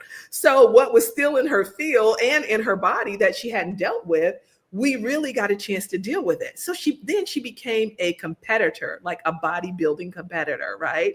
And she would show her body at like 50, right? At 50, she became a bodybuilding competitor, right? And she looks amazing. Like people are like, how old is she? Like she can pass for like 30, okay? But she looks 50. I mean, she's 50, but she looks like she could pass for 30. And so she became a bodybuilding competitor. And then she wanted to reach a certain level in corporate. And then, so she blossomed and started working right under the top person. And then she left her job and then started and restarted her business and made more in the time that I have been working with her than she did ever before, like double the income. And now it's like, it's blown up to like this thing and that thing and going here and speaking and blah, blah, blah, blah, blah, blah, blah. And the income has grown dramatically, and her presence has grown dramatically, and, you know, and her revenue. I mean, so she's just like really like sailing. So, and her confidence and knowing her worth and her value is just like boom, boom, boom. I love it. For another lady, I worked with her and she acquired like 20 new offices in her specialty. She went from one office to 20 offices. So that was really good. Another person, we helped him build up his real estate company, and he retired early. I mean, you know, like he's like, you know, I don't have to work. I laugh with him now, and he's like 50, right? It's like 52 or something like that. And he's like, yeah, I retired early, right? Like I don't have to do all of that anymore. So I get, you know, working with people, get lots of great results with them, with their businesses, because I see their business, you know, as their baby and as an organism that we can shift and change. And then I'm, you know, well-versed in the training and the branding and all of that. But But what the most important thing I get to do is build the best out of them, help them be the champions that they always knew that they were, right? Like they knew that they could be. So that's really the most fun. Like I get excited. Like, I don't know if you saw my body shift when I can tell you're excited. You love it. I love it. I love that. I'm like, oh my God, like seeing them blossom and grow and be so successful. You know, when you help others achieve what they want, then it feels like you're getting what you want as well. And my goal really is to help eliminate and alleviate suffering, right? I suffered so much. And my goal is for people to get in and be happy and be joyful and love their lives and what they're doing and really have joy while they're doing it. And so that's what I hold up. So in everything, I'm like, you know, let's smile, let's keep this going, let's do this meditation over here, let's do whatever we need to do to help you get to this next level so you feel better and better. And before they know it, they're like, okay, you know, it's happening and grooving and growing. So yes. Great. Tell me a little bit about working with teams versus working with individuals, because I know you do both. How does your approach differ? Okay, well, so working with teams, you get to understand everybody's values and motivations still in a team. You get to understand where they're coming from and what they want and how they are aligned with that overall big picture that the company is presenting, right? Because some people are in alignment with the corporate with corporate and some people are not. And then you get to understand, okay, well, if you're in alignment with it, I think it was what company? There was a company, a shoe company, and I think they paid people to leave when they weren't in alignment with the corporate mission. And so really understanding this and understanding that it's really kind of the same as working with an individual. It's just the tactics may be different, right? Like we'll have group meetings, we have but it's really kind of the same. It's group versus individual. You see what I mean? It's not too much difference, but you understand when a group has a particular charter, if they have some particular issues, we work through the same thing. Like if they're not getting along with cross-functional, often it is a misunderstanding in communication, a style thing. And for me, I always was able to get along with the most difficult people in the organizations. So it's kind of easy for me to kind of bridge the gap and get someone laughing and joking and talking about what's going on, what's happening. So bringing out the best in them, because really people ultimately want to be loved and they want to be happy, right? And they want to be loved, have love, and be happy, right? And they want to make money too, right? So some people want to make money and some people don't. So I just really I really work to understand what their motivations are and deliver on that. Speaking of making money, you've scaled companies to 10 figures. What's the number one lesson you've learned while doing that? To stay true to yourself, manage your heart, keep your heart open, and lead with your heart and not your ego, not your head, because the heart is 5,000 times stronger than the brain. So when you lead with that space, then people can feel it. And I believe it was Maya Angelou who said something about people. I forgot exactly what it was. Might forget what you said, but they'll never forget how you made them feel. Exactly. Look at that. I teed you up for that. Awesome. That's exactly it. And I know we're getting ready to close, but I would like to be able to give my email and my website, because I'm giving away some free consultations, talking about generous, giving away some free consultations. And I would like for people to contact me if they are interested. So my phone number, where you can text it if you want a free consult, just text free to 404-988-9811, and I will get back with you. Again, that's 404-988-9811. Or you can email me at Taylor, Taylor, at ILLUMEU, the letter U.com. Taylor, Taylor, at ILLUMEU.com. umeu.com. And then I can send you the website and all of that other kind of stuff. And I would love, love, love, love to be able to contribute and help others, because we're going to help women get out of situations where they feel that they cannot move, they cannot shift, they cannot leave. So ultimately, that's where we're working really hard to create that organization to really give back and help women. Because no matter what station or level a woman is in, she may feel like she can't get out of a situation. And I never want someone to feel that way. I know how it feels. And so I really want to help women that way. So that's one of the things that we're doing. Thank you so much. That was a very generous offer, and I know lots of people are going to take you up on it. And thank you so much for being here with us tonight. It's obvious. Genius is common. Thank you again, and I'll see you on the other side. Thank you so much. It's a pleasure. I appreciate you, Rita. Thank you. Thank you.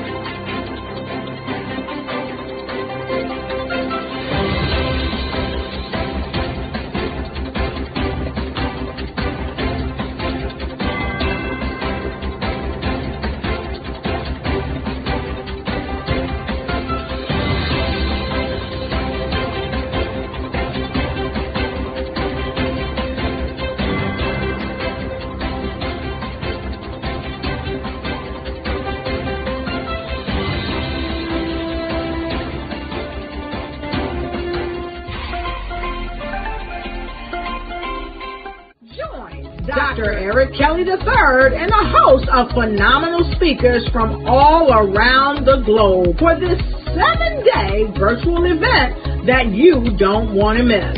The mission of the Black Business Expo is to raise scholarship money from kids all the way from high school, all the way from college. The Black Business Olympics is one of the largest Black business showcases in the world. It is an opportunity for businesses and companies to showcase their businesses globally. We are going to be giving away laptops up to $5,000 away to students. Again, I'm Olivia Appleberry, the founder of 2 Cents Finance and one of the speakers for the expo. I am so excited to see you there. For more info, go to www.blackbusinessexpousa.com or call 919-308-9090 and hope to see you there. I am Black Business. From the moment I wake until the time I sleep. Yes, I am Black Business. I am Black Business. Tell me, are you Black Business? I am Black Business. Do you support Black businesses? Listen, I support Black business because I am Black Business. Black Business Expo, one of the largest business showcases in the history of Black business in the world. The world! Sign up today at www.blackbusinessexpousa.com or call 919-308-9090. I am Black Business. I am Black Business. From the moment I wake until the time I sleep, I am Black Business. I am Black Business. Are you Black Business? I am Black Business. Do you support Black businesses? I support Black business because I am Black Business. Black Business Expo, one of the largest business showcases in the history of Black America in North Carolina.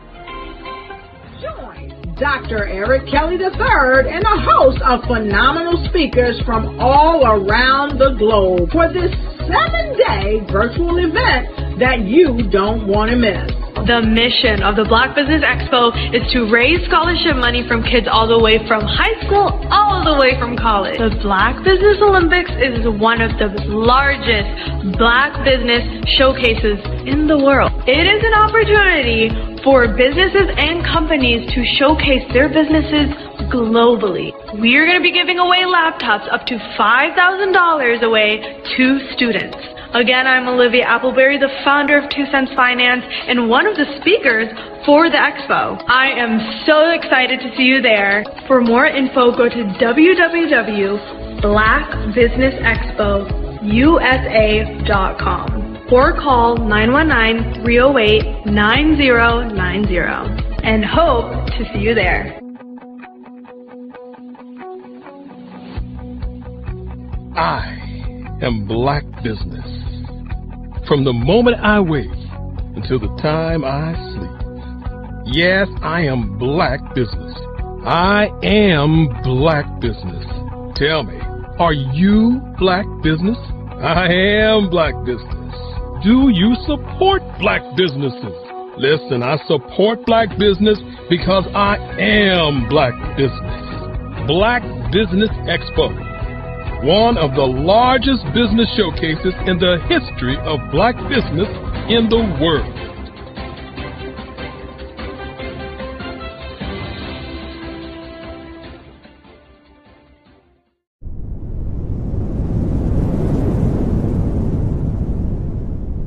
Hello, I am Dr. Eric Kelly III, the visionary strategist and founder of the Black Business Olympics. I invite you to showcase your Black-owned businesses on the Black Business Network global stage. The Black Business Olympics is a global Black Business Network platform that propels Black-owned businesses into the international spotlight. By showcasing your business on the Black Business Olympics platform, you can reach a worldwide audience of potential customers, partners, and investors. You can also establish yourself as a thought leader, an expert in your field, attract lucrative partnerships, and more speaking engagements. In addition, the Black Business Olympics platform provides a valuable opportunity to connect and collaborate with like-minded entrepreneurs and business professionals from around the world. This can lead to new business opportunities, ideas, and relationships. Finally, by sharing your story and expertise on the Black Business Olympics platform, you can inspire and empower others. This is a powerful way to make a positive impact on the world and leave a lasting legacy. If you are a Black-owned business owner, I encourage you to seize the opportunity to showcase your business on the Black Business Olympics platform. It is a once-in-a-lifetime opportunity to make an indelible mark on the world. Be one of the 1,000 visionary entrepreneurs who are changing students' lives, shaping industries, and leaving an unforgettable legacy for their families. Unleash your voice on our global stage and watch your business thrive. Black Business Olympics is one of the largest Black business showcases in the history of Black business in the world. Yes, the entire world. Just give me a call today at 919-308-9090. I was born in a little village on the island of Haiti. Many deadly diseases pounded me. It is as if they were on a mission to end my existence on this earth. I refused to give up. In 1983, I left Haiti and came to the United States of America.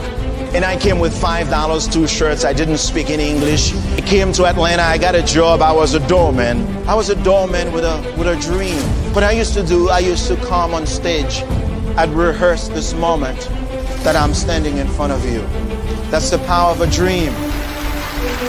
Maybe today is the day you begin acting as if you already have it. And then step out with full force. Take a risk. No condition is permanent. Don't let your situation distract you. You are chosen. You are called. You are born for a purpose in this life.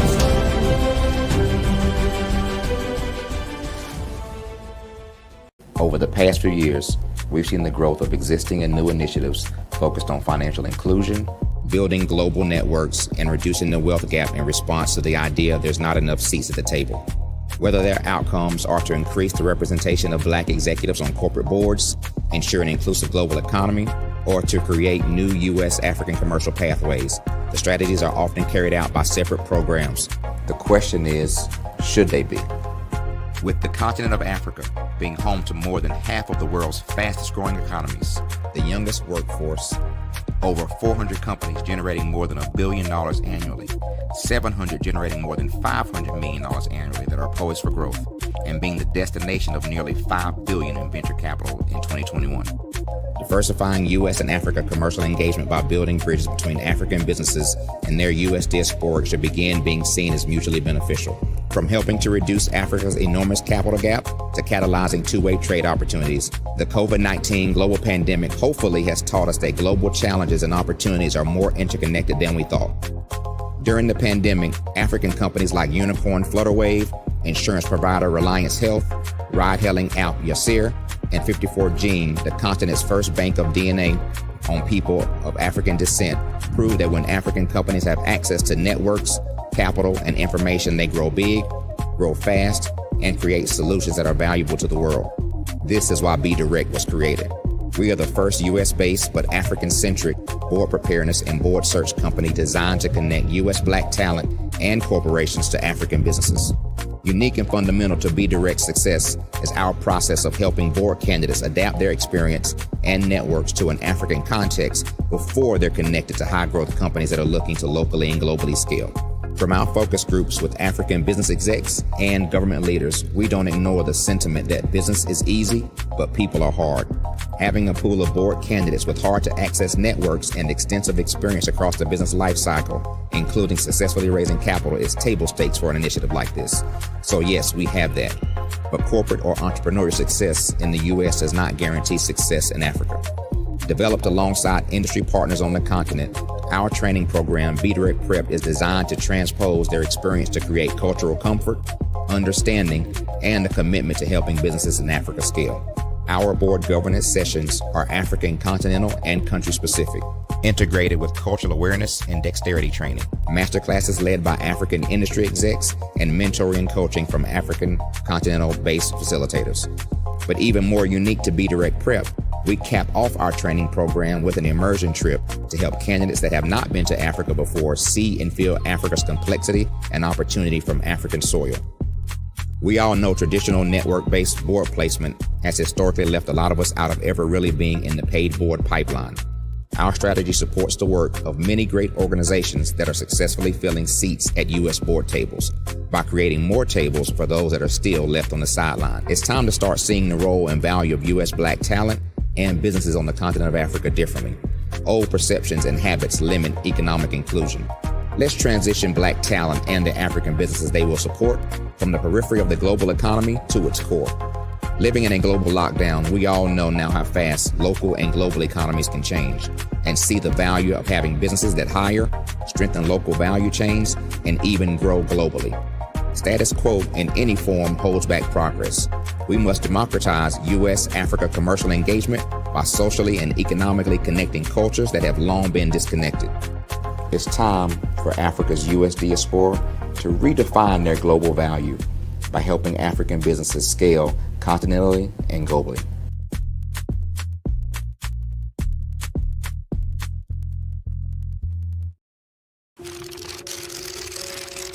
Bravery is not the absence of fear, but the ability to overcome it. We stand for those who defy suppression, who speak out, and those who walk the road less traveled. Everyone deserves to be seen and their voices to be heard. We're sparking a movement, growing a community of creators united by the desire for freedom, choice, equity, and ownership. At Fanbase, it's all for one and one for all. We support each other to guide, promote, and uplift you in a place where you can unapologetically be yourself. A place where your voice, ideas, and creativity are not just welcomed, but celebrated.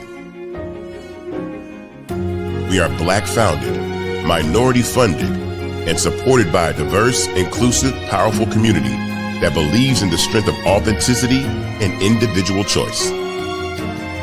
Regardless of success or background, we welcome you. The marginalized, the underappreciated, the successful, the superstar. We're for all who seek a space to express themselves freely, where they are rewarded for being their authentic, true self. We transcend labels because only we have the right to define ourselves. We are built for the brave, the culture, the creators, and for the future where everyone has a power to shape their own destiny, where all are empowered, voices are amplified, and freedom is embraced.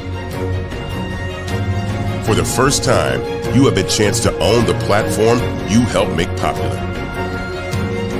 It's a revolution, a movement in how we connect, create, and share. Everyone is a creator, and everyone has a fan base. Here, you can be you without limits.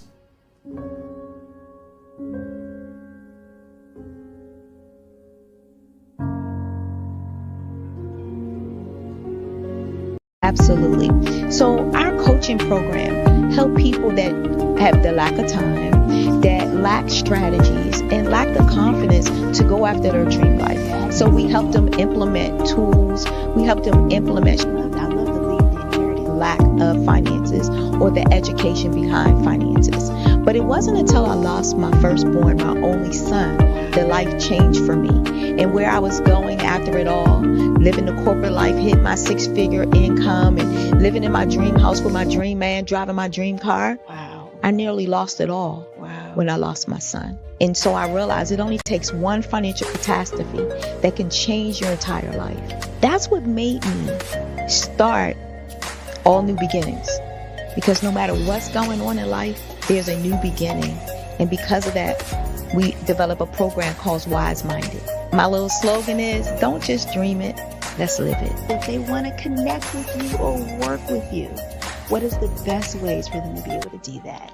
Well, for my social media guru, you can connect with me on every single social media platform as Tanya T. Williams.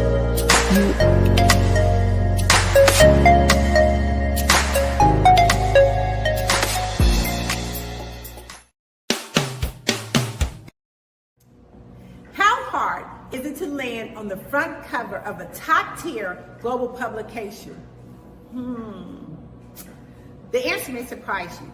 If you are a business owner, industry leader, speaker, author, or coach, this is your opportunity to get featured in a publication that reaches worldwide. We want to be able to tell your story, showcase your brand. We have made it so easy. All you have to do is answer a few questions and tell us a little bit about your business, and we'll take care of the rest. But why get featured? 1, it gives you massive exposure to a global audience. 2, it helps to boost your credibility and your authority in your industry. And 3, it helps you to expand your network and unlock opportunities. Now, right now, we are offering a special limited time offer. You can be seen by over 10,000 viewers and readerships each month. So don't wait. This is your time to elevate your business and get featured. All you have to do is click the link below and get started today.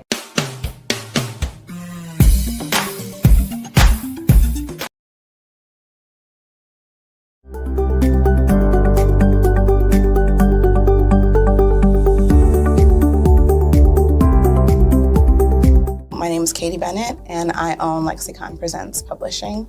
We are a publishing and media company that helps you take your story and share it with the world.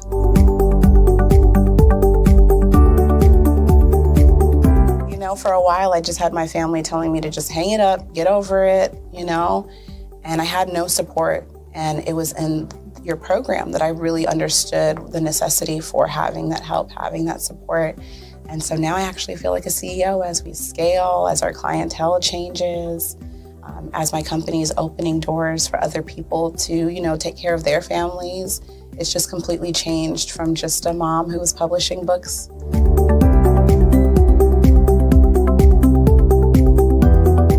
I was at a point where my job, although it was paying really well, wasn't enough. And my business was always in the red, and I was tired of it. And so I came in just hoping to get some sort of help to just not end up in the red every month.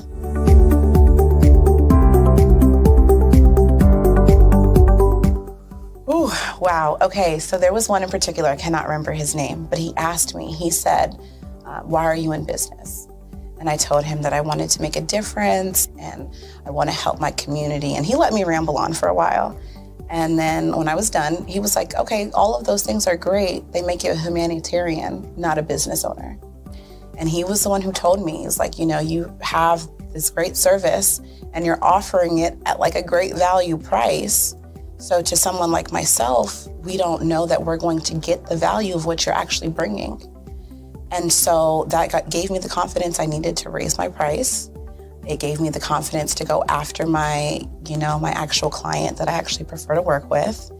And it really just changed everything for me. I don't think without him kind of giving me that push, I don't think I would have gotten to this point or position.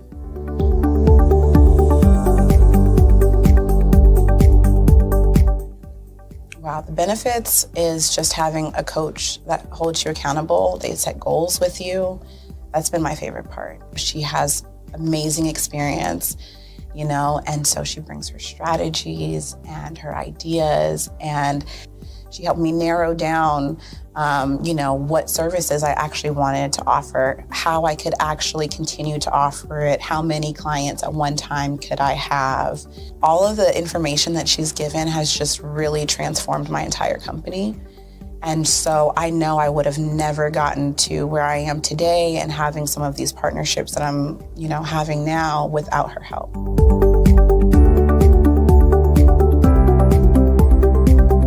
You're going to get information that you're not going to find on YouTube. You actually take the time to strategically give us the information, then give us time to actually apply it. I would also say that so that you're not just out on a ledge alone trying to figure this out. Like, you deserve to be in a community with other people who also want to grow their business. And then finally, the biggest thing I think I took away from CMET was that I had a whole office in Longwood, I still do, and at the time I had not paid my business tax receipt. I didn't know that was something you had to do. So that was like one of the first couple days of information, and I'm like, oh my gosh, let me go get that together right now. So I'm really glad that, CMET was there for myself, and, anybody else who has the opportunity, they need to do it.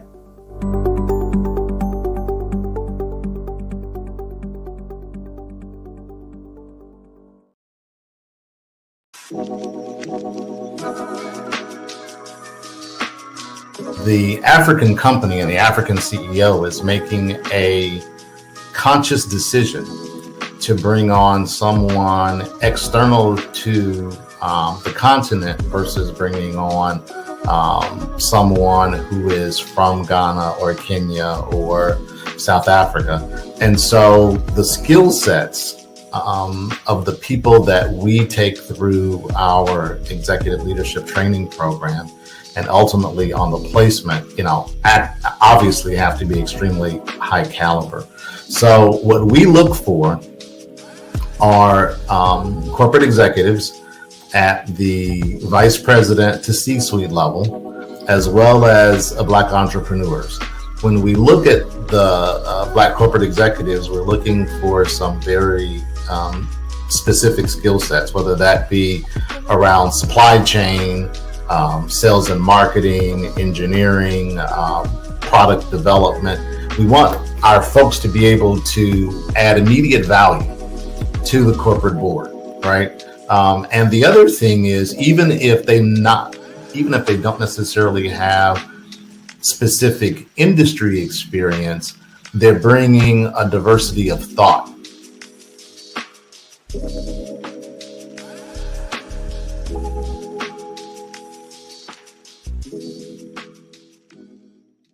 I'm Ramon Ray, founder of Smart Hustle Magazine and smallbiztechnology.com.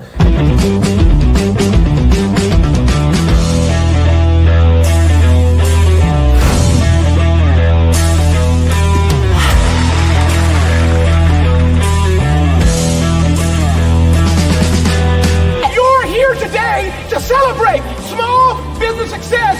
Stand up on your feet. You rocked the house. Hey, thank you. It was amazing. Didn't we learn? For me, success comes from failure. One thing not to do is shake somebody's hand like this.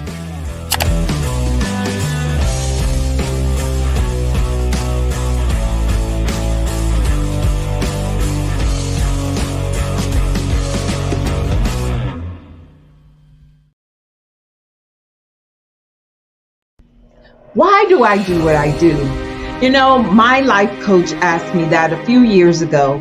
And she said, Tony, what's your why? And I told her, and she said, girl, you've already accomplished that. Perhaps you need a new why. Hi, Tony Harris, Amy Hoydu with Say It Said Marketing, one of your students. And just wanted to say thank you, Tony Harris, for spending so much time with me and giving me that boost in my business that I so drastically needed.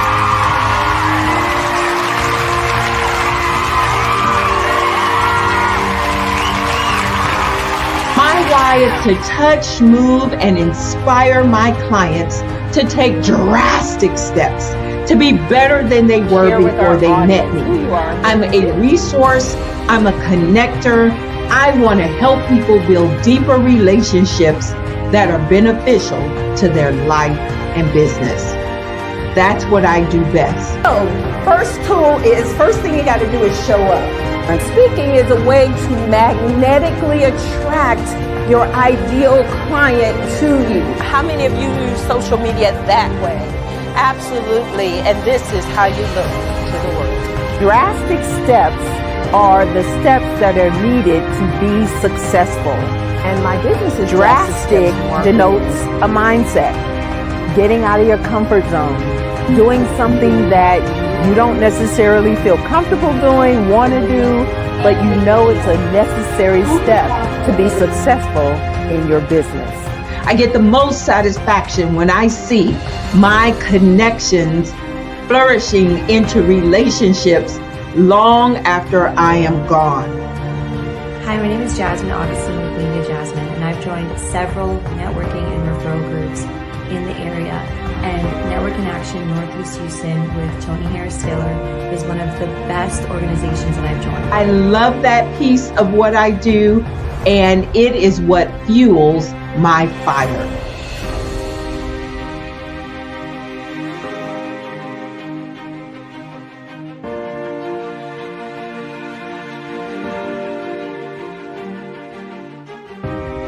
My name is Tony Harris Taylor, saying take a drastic step today for a fantastic tomorrow.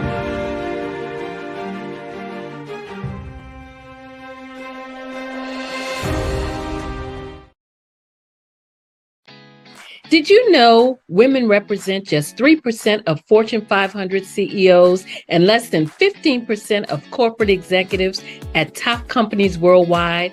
Have you wondered what the secrets are to getting into the top ranks, whether in the private or public sector? Do you want to figure out how to stop being held back in your career or passed over for promotion? Then you're in the right place. Hi, I'm Dr. Madeline Ann Lewis, President and CEO of the Executive Women's Success Institute. I have decades of experience in the military, the federal government, and corporate America. And my mission is to help women succeed and tap into their full potential. I want to reach 1 million plus women around the world to become the leaders they are meant to be. So if you want to move into a management or executive level position, or maybe you are a female veteran transitioning out of the military into business entrepreneurship, then reach out to the Executive Women's Success Institute at 301-693-3284. Let us get you on the fast track to success.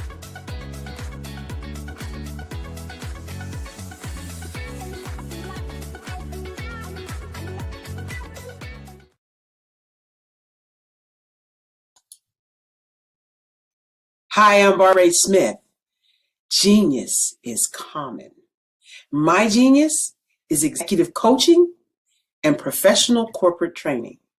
As the master executive coach and corporate training ambassador for the Genius is Common movement, I help business owners craft their stories in such a way that you know exactly what they do, what they have, and what they bring to the table. Many times as business owners, we are asked, so what do you do for a living? And we could be crushing in our businesses, but we're not quite sure exactly what to say in a short amount of time. Well, I help you take those stories that are the reason why you're in business and why you're so passionate about your business and craft them in such a way that people are drawn to you as opposed to being repelled by you. Because every conversation, every time you talk to someone about your business, you are excited about it. But are you really conveying what you do, what you have, and what you bring to the table? And do really people understand why you care so much and why they should care that you have the solution to their problem? Well, I'm here to help you with that. As a master storyteller, I can help you with your stories and spin them in such a way that they are intriguing and fascinating. People want to listen to you talk about your business. That's why at the Genius is Common movement, I am the master executive coach and professional training ambassador. That's my genius. And genius? Oh yeah, it's common. You are a Black-owned business and you're looking for new ways to expand your reach.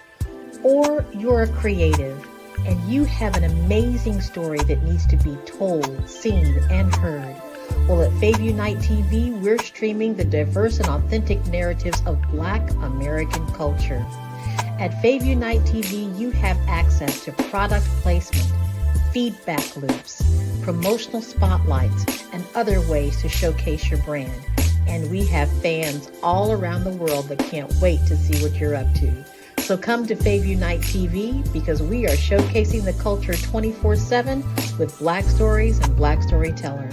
Subscribe to FaveUniteTV.com today. And for more information, email us at info@FaveUniteTV.com or call our hotline at 816-819-9939.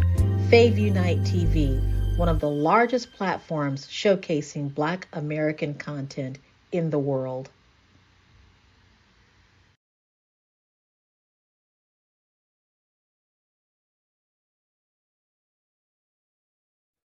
Hey everyone, it's Grant McGaw, CEO of 5-Star BDM and host of the award-winning Follow the Brand podcast and TV series, where I help you to build a 5-star brand that people will follow.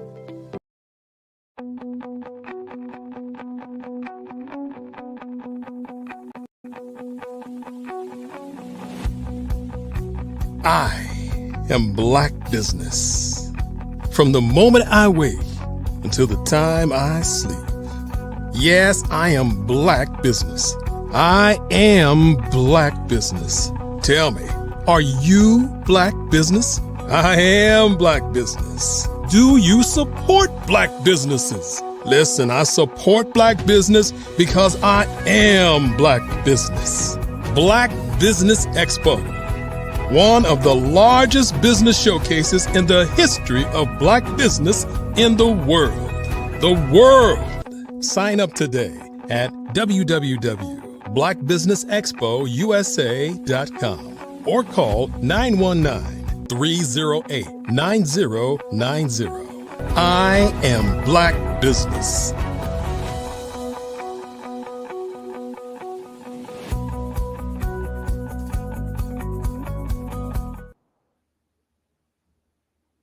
Good day, business owners, entrepreneurs, thought leaders, and corporations, and welcome to the Black Business Network.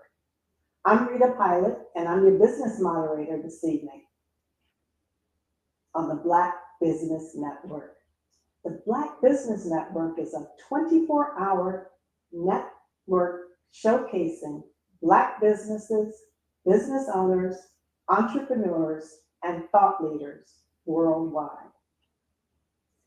We have speakers from North Carolina, Singapore, Japan, Africa, and cities throughout the U.S. The Black Business Network is a global community showcasing businesses that share knowledge to empower, inspire, and educate businesses about business. And today we have a special guest, Nanette Buchanan. Nanette Buchanan is a native of Newark, New Jersey, and now she resides in Fayetteville, North Carolina. She's an independent author, and she's also the CEO and owner of One Pen Visions, LLC, One Pen Visions Magazine, and One Pen Visions Podcast. And tonight, as Nanette joins us, she'll be talking about creating balance, a lifestyle of deliberate redirection. Welcome to the stage, Nanette. Good evening. Good evening. How are you? I'm great. How are you? I'm great. You know, that topic really caught my ear.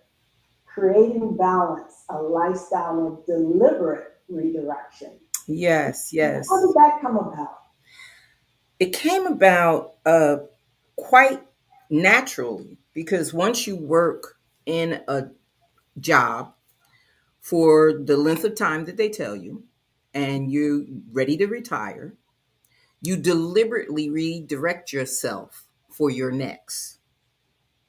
However, before you do that reconnection and that redirection and all of that good stuff, you have to look for some kind of balance because it's no longer what you did every day. It's no longer the way you did it every day. And if you're seeking to relocate, you've got to get your balances together. Well, I actually thought I was balanced until I had to move to North Carolina. And moving to North Carolina, I decided that, okay, I'll spend my time as an independent author. I'll continue writing my books and maybe develop something a little different. But I had no idea what my deliberate reconnection was going to be. It sounds like you learned a lot. What are some of the life lessons that you learned? You have to be balanced. You have to be balanced. And I'll just take that a step further. I've put it into different categories once I understood what it was. We all sit in a chair. You sit in that chair, and before you sit in it, you check to see if it's stable. You check to see if there's a possibility if I sit a certain way in this chair, it may rock, it may fall. And at my age during retirement and some people's age, we want to make sure we're stable before we get seated. Well, when you retire, you're going into that seated stage. Even if you retire into your own business or you retire without a business and you just want to sit back and be comfortable, you want to be in a seated stage, a good seat. Well, the four legs of your chair are emotional, mental, physical, and spiritual. You want to make sure that all of them are seated. Now, if I asked you, Rita, give me one of your legs, just give me one. And I see you shaking your head no. Because we all know if we take one leg off of that four-leg chair, the chair is possibly going to fall. And if not fall, it's going to be lopsided. We're not going to be stable. Well, when I retired, I went to get my medical records. And the doctor told me, you can't go to North Carolina. You have stage 4 cancer. Well, my whole chair began to rock. My physical was already diagnosed. My mental was shook.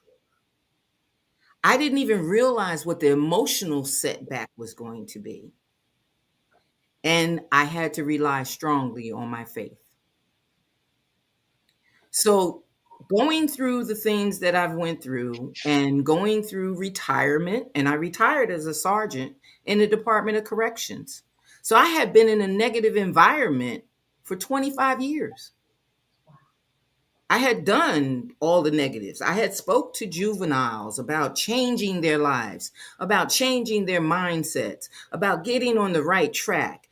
I never thought that the stability that was going to be rocked would be my own. Now, tell me something. The word stability versus the word balance. How do they differ for you? What do they mean differently to you? Sometimes we think that we are balanced. We think if we have a good job, if we have a good education, if we're running a good business, if our home life and personal relationships are in a good place, we've got balance. But in all of that, we can be unstable. In all of that, we still can be on the wish list. I wish I had done better. I wish I had created a better relationship. I wish I had believed. I wish I had listened. So sometimes we walk a balanced life, but we're also constantly looking to see if we're stable. We're constantly wondering, well, what's going to come up next? Am I going to be okay? We're constantly on edge and we don't even realize it. It's more or less similar to the person who gets up in the morning and leaves the same time every day because they know what time they've got to be to work. But so does the bus that's taking the kids to school. And so does the yelling behind the bus and the get out of the way and the rush hour and everything else. When the bus driver can't change his time, but we can. If we left 10 minutes earlier, we wouldn't create that extra stress in the morning, that extra anxiety. So yes, we're balanced, but are we stable in our spirit? Are we stable? That's a great question. Tell me, you refer to what you write as reality fiction. What exactly does that mean? Reality fiction. What one person's reality is, another person may look at it and say, that's got to be fictional. I can't believe they're living like that. I can't believe that that's really going on. So what I decided after I wrote poetry and children's stories first. And when I got into writing my first novel, it was actually a true story in some ways. It was a true story with 1,000 questions. My husband had questions. His sister had questions because they didn't meet until my husband was 50 years old. And you can imagine what the questions was. Why didn't I know I had a sister? Hers, why didn't I know? Because in my home, it's just me, my kids, and my mother.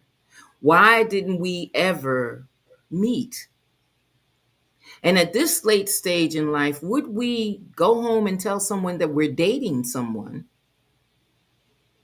Could it have been that I might have met him somewhere and didn't know that I was falling for my brother? Mm-hmm.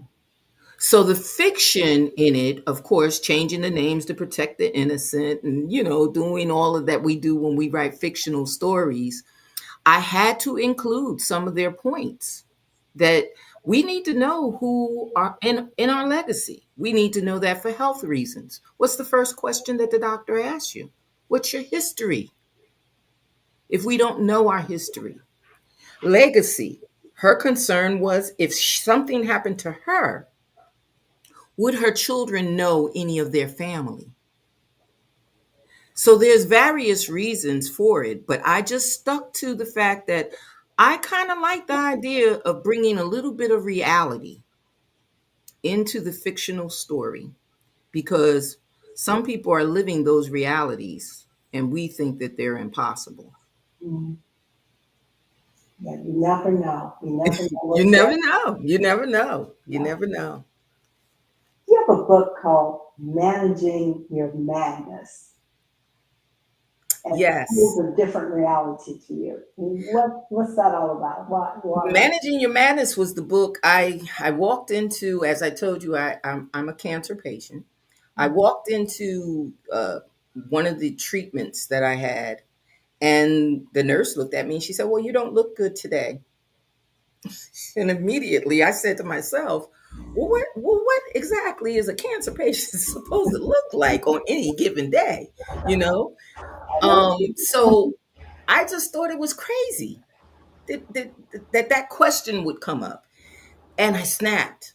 I snapped. I said to her, I didn't retire to cancer. And I left it at that. I've made t-shirts that say that. I've added on shirts that, just for the spirit to be refreshed, to know that, okay, this is a fight and I got to go through whatever they say I got to go through, which we don't know whether it works for one person or doesn't work for another person. You're going through this fight. And I finally went back to that chair and realized my spirit needed to answer some questions. And watching some of the other patients, I realized they probably had the same questions too. And a lot of people, regardless to what the imbalance is, never ask the question for fear. Just for fear. I don't want my family to know, or I don't want to really realize what's going on. So what I did was I asked in prayer, what do I do?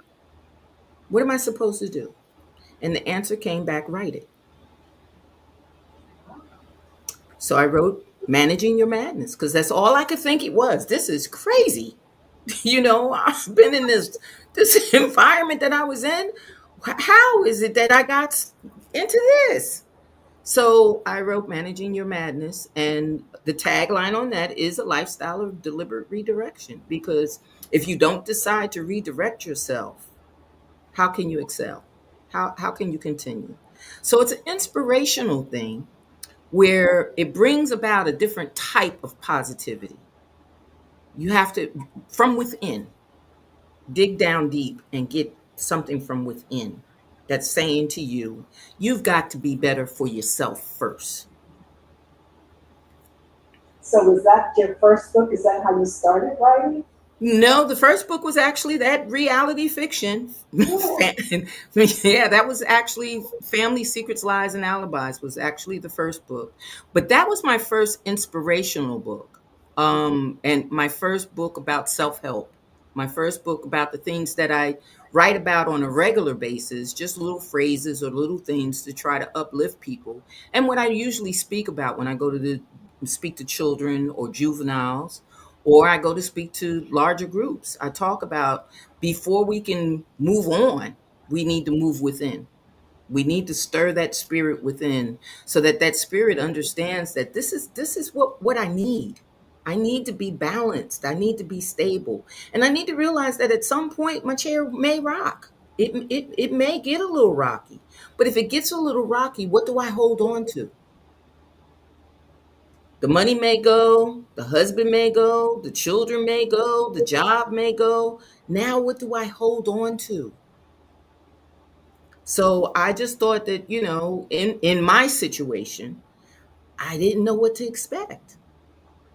The other problem that I had was there were people from various backgrounds, various ages. Cancer has no age limit, it has no barrier. And those people actually were some seeking silence, but it seemed more or less more you're going toward anxiety and depression and not feeling well. So when I come in with my shirt that says I didn't retire to cancer, I get the fist pumps and all of that, and it changes the spirit. It changes things because of the simple fact that we're fighting this. So we didn't retire to this. We didn't stop. And I just felt that was needed. So I asked and wrote the book. I wrote the book. Hello. Hi, how you doing? Now, you have a podcast and a magazine in Yes. addition to your book. Yes. Has Yes. that always been your vision? No, no, no, not at all. Like I said, I wanted to retire to writing books. I wanted to sell my books. I wanted to share my words. I wanted to speak about it. I'll go and speak and everything. But a friend of mine that I met when I got here, she asked me, did I want to do a podcast talk with her? And we started with iPen, which is my company, iPen. We started with iPen. Let's talk about it. We started with that. And then after I went through the phases of cancer and everything else, I had to slow down. So I came back with the one that you're mentioning, iPen podcast interviews and conversations. What I do is I take entrepreneurs on their time. Tell me what your business is. Tell me how you started. Tell me about your journey. Because even though we know where they need to go, they need to know that everybody doesn't start out with the big funds. Everybody doesn't start out with the full idea. Everybody doesn't start out with here's the keys to the office. So I like bringing people on that will tell that the journey started here and this is what I built too. And from that, being guests on the show, they have the opportunity to be in a quarterly magazine so that it's not just the one day. It's not just the repeats, the replays on my website or on my YouTube channel. It's also where you can go into the magazine and be in a quarterly edition of the magazine. And people can actually reread the story or read the story. Now, that's a great combination already, the magazine and the podcast. If you were to expand your business, where would you see it going? I actually did, and I don't know, all of this is a walk by faith. I'm looking at it saying what's next, and when it says what's next, I walk by faith. I've been asked to help others write books. I've been constantly asked to, and not only others. I should emphasize that I've been asked to help children write books, help children get into the writing, help children write stage plays, help children learn about the techniques and everything to be writers. So I started just 3 months ago, 4 months ago. I had done the paperwork and everything. So I started a nonprofit to open up a arts and theater school for children. So I think that's where I'm going to push all my efforts to. Now, you're also a motivational and inspirational speaker. What exactly does that mean to you, and how do you describe the difference?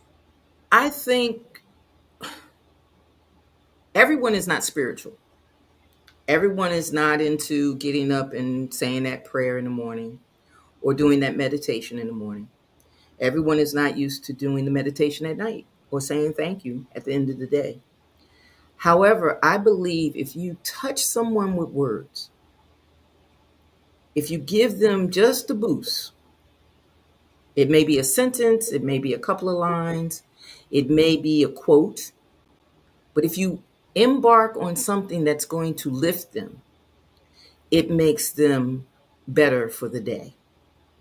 It makes that's where we got the daily, inspirational journals from. That daily they needed something to say, hey, this is your beginning.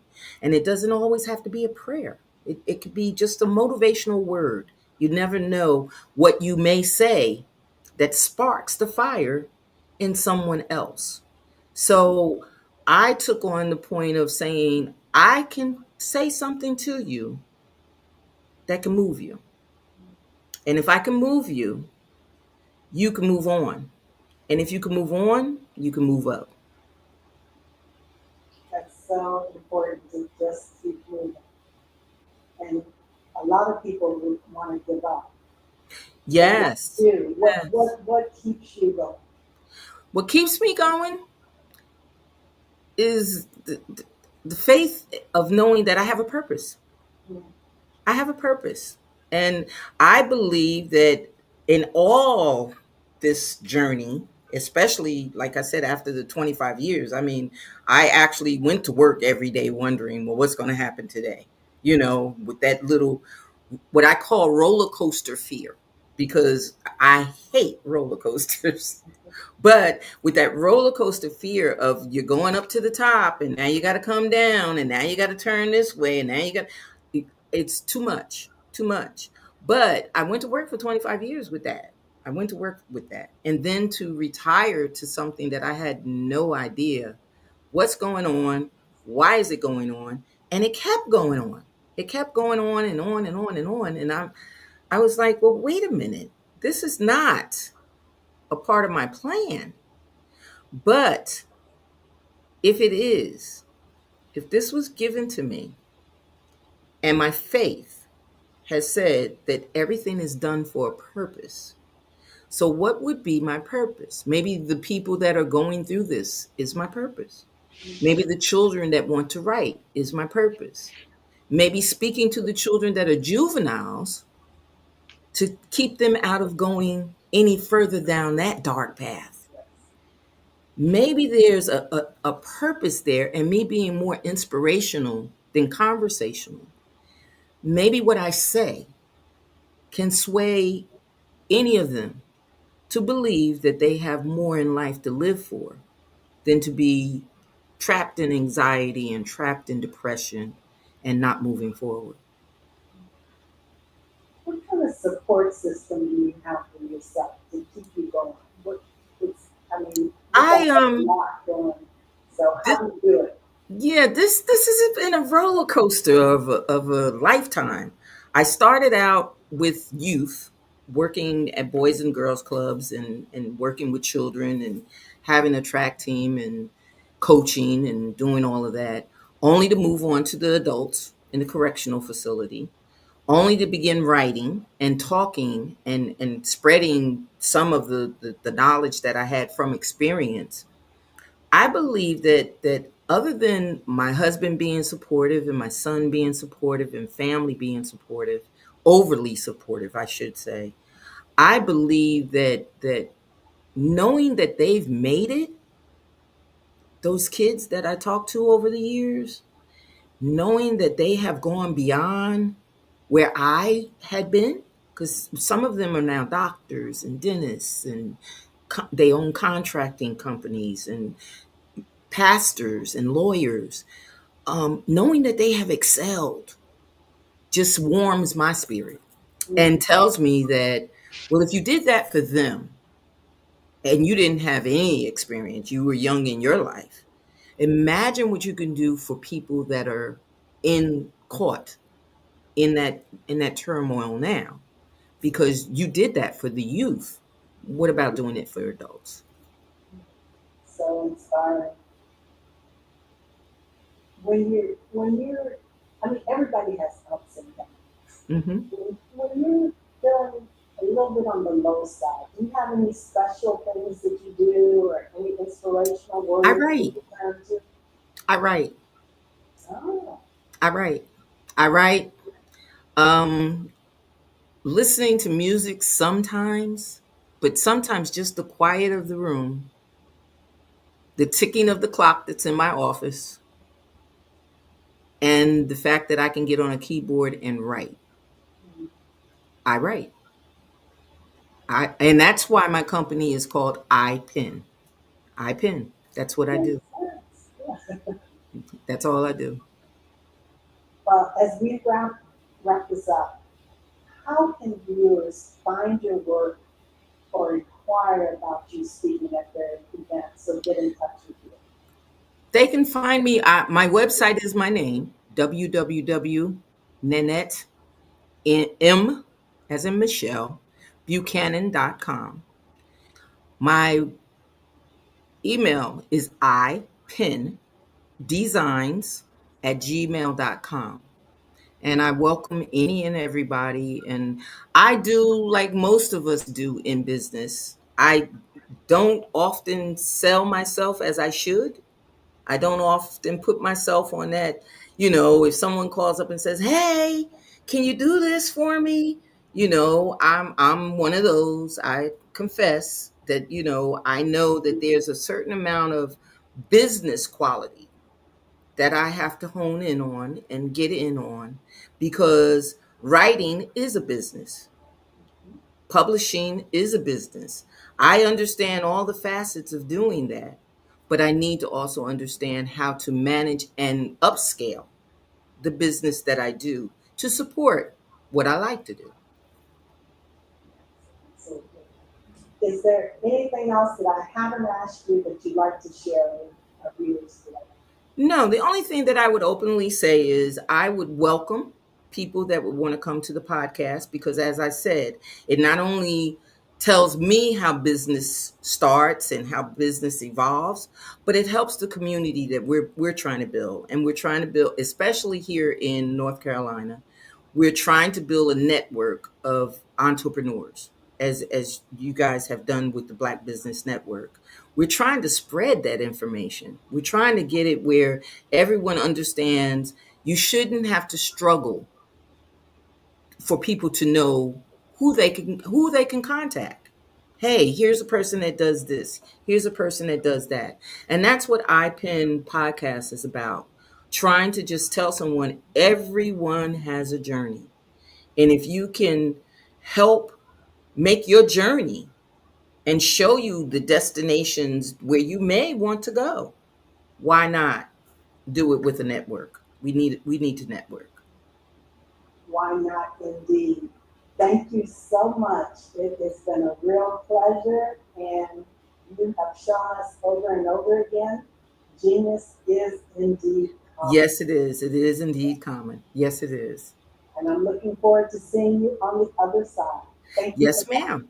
Have a good evening. You too.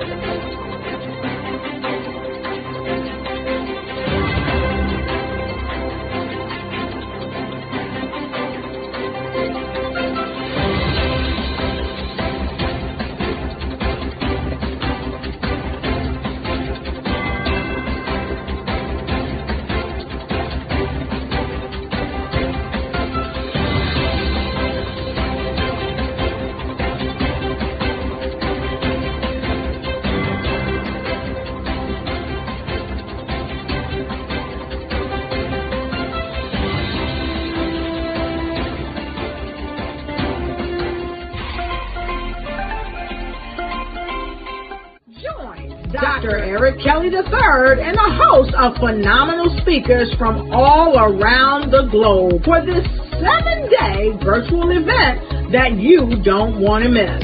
The mission of the Black Business Expo is to raise scholarship money from kids all the way from high school, all the way from college. The Black Business Olympics is one of the largest Black business showcases in the world. It is an opportunity for businesses and companies to showcase their businesses globally. We are going to be giving away laptops up to $5,000 away to students.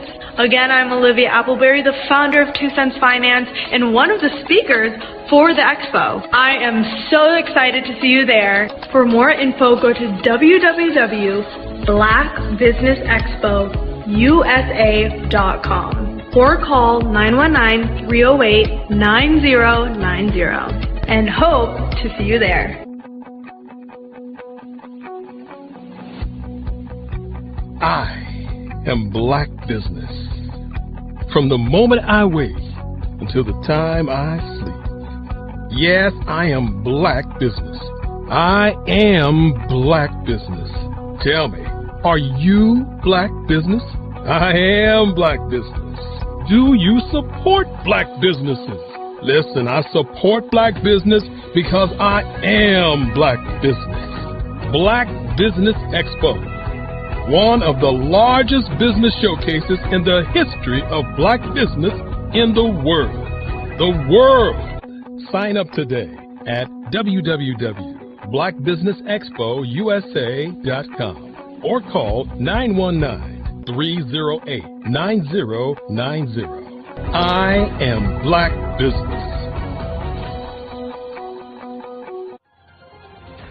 I am Black Business. From the moment I wake until the time I sleep, I am Black Business. I am Black Business. Are you Black Business? I am Black Business. Do you support Black businesses? I support Black business because I am Black Business. Black Business Expo, one of the largest business showcases in the history of Black America in North Carolina. Join Dr. Eric Kelly III and a host of phenomenal speakers from all around the globe for this 7-day virtual event that you don't want to miss. The mission of the Black Business Expo is to raise scholarship money from kids all the way from high school, all the way from college. The Black Business Olympics is one of the largest Black business showcases in the world. It is an opportunity for businesses and companies to showcase their businesses globally. We are going to be giving away laptops up to $5,000 away to students. Again, I'm Olivia Appleberry, the founder of 2 Cents Finance and one of the speakers for the expo. I am so excited to see you there. For more info, go to www.blackbusinessexpousa.com or call 919-308-9090 and hope to see you there. I am Black Business. From the moment I wake until the time I sleep. Yes, I am Black Business. I am Black Business. Tell me, are you Black Business? I am Black Business. Do you support Black businesses? Listen, I support Black business because I am Black Business. Black Business Expo, one of the largest business showcases in the history of Black business in the world.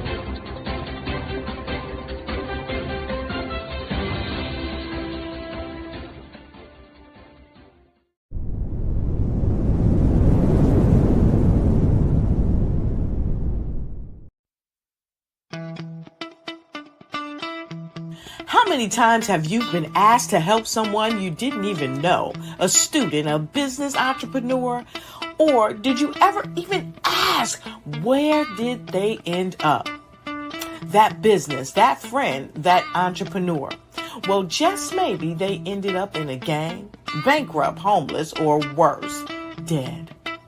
Maybe they turned to crime, drugs, and alcohol. Did you ever wonder? Did you destroy their dream, or was your life always so easy? At the Black Business Olympics, we started a movement to help students complete. Give them hope and foster success. Help them to leave their dreams of providing laptops, computers, and up to $5,000 in scholarship funds. Today, we ask you to help a student, a business owner, or an entrepreneur to realize their dream by sponsoring them, supporting them, and buying from them. Consider this. With 1.6 trillion in our Black community, we only ask for a small donation for our students, our businesses, and our entrepreneurs. And you can change a life today. So I ask you, what are you going to do? Sit on the sideline and watch our students in high school be losers, miss out on their dreams from lack of resources? Or are you going to donate to the movement and change their future and yours as well? Give us a call today at 919-308-9090. Change their life by investing with action to the Black Business Olympic Fund. The Black Business Olympics, one of the largest business showcases of Black business in the history of the world.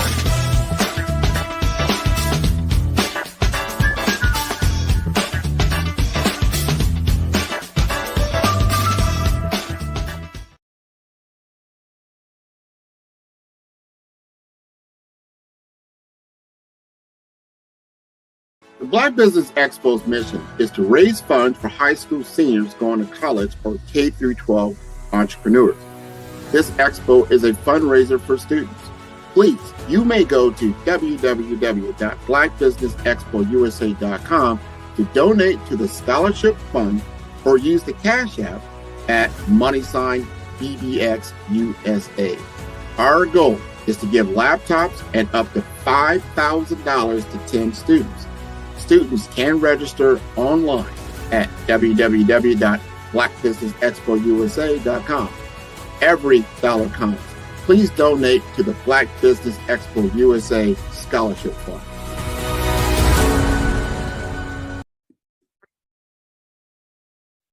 Hello, I'm Dr. Madeline Ann Lewis, President and CEO of the Executive Women's Success Institute. And my genius is helping women accelerate the path to success. You know, I was blessed to have strong women in my life who encouraged, motivated, and pushed me to do my best and to never even think about giving up on my dreams. So I say to women, we must show up to rise up. We have talents and potential, but who will see them if we don't speak up and get noticed? I know that women are a tremendous resource on this planet, and there is nothing more fulfilling than helping a woman tap into her full potential. I do this because I want to be a part of helping as many women as I can to show up, to rise up. I do this because genius is common.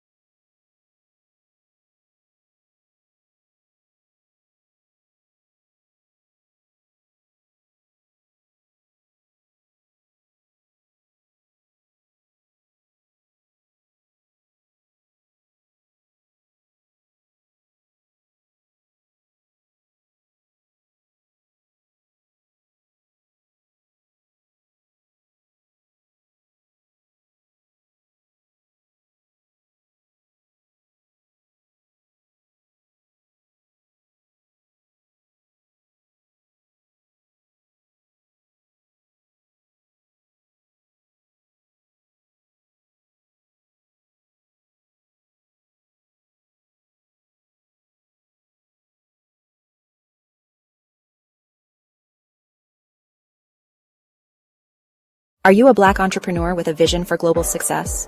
Are you ready to take your business to the next level?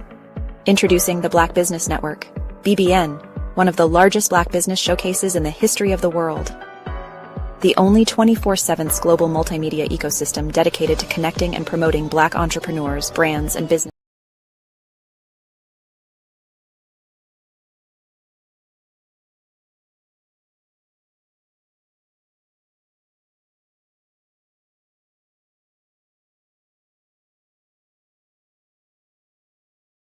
Are you a Black entrepreneur with a vision for global success? Are you ready to take your business to the next level? Introducing the Black Business Network, BBN, one of the largest Black business showcases in the history of the world.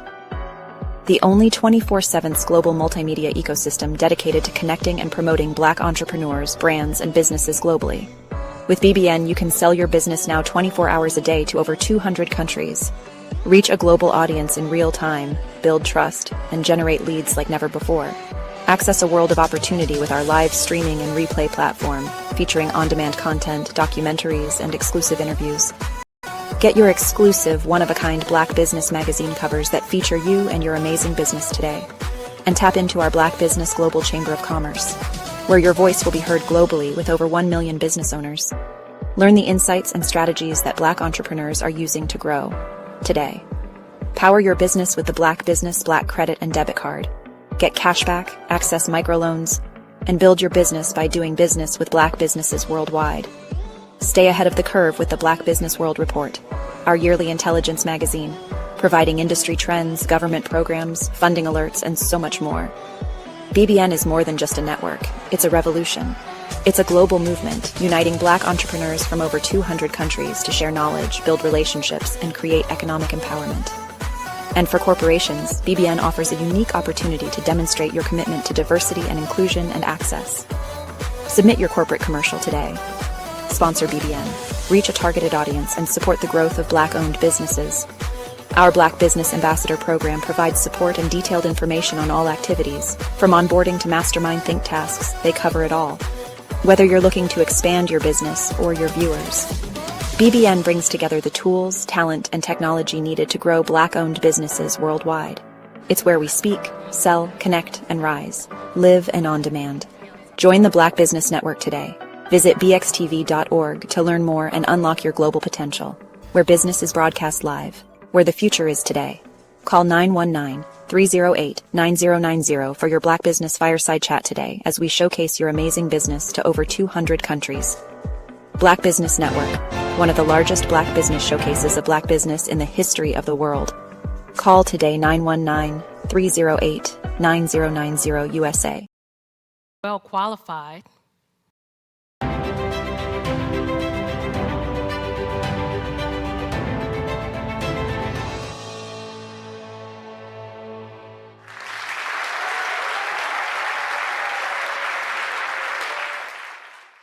You see the career opportunity. You feel it's yours. After all, you're well qualified, but you don't apply. You feel stuck and can't move forward in your career. I've learned as a 10-year career strategist, we must learn how to show up. To show up, we will rise up. We have an amazing resource on this planet, a resource with tremendous potential. That resource is us, women. Far too many of us, when we want to rise up and advance in our careers, we hit an invisible barrier. It's called the glass ceiling. And when we do make it through the glass ceiling, chances are we're more closely scrutinized than men. As women, we face more barriers to promotions in many organizations. However, I've discovered the biggest barrier, believe it or not, is ourselves. As women, we often hold ourselves back.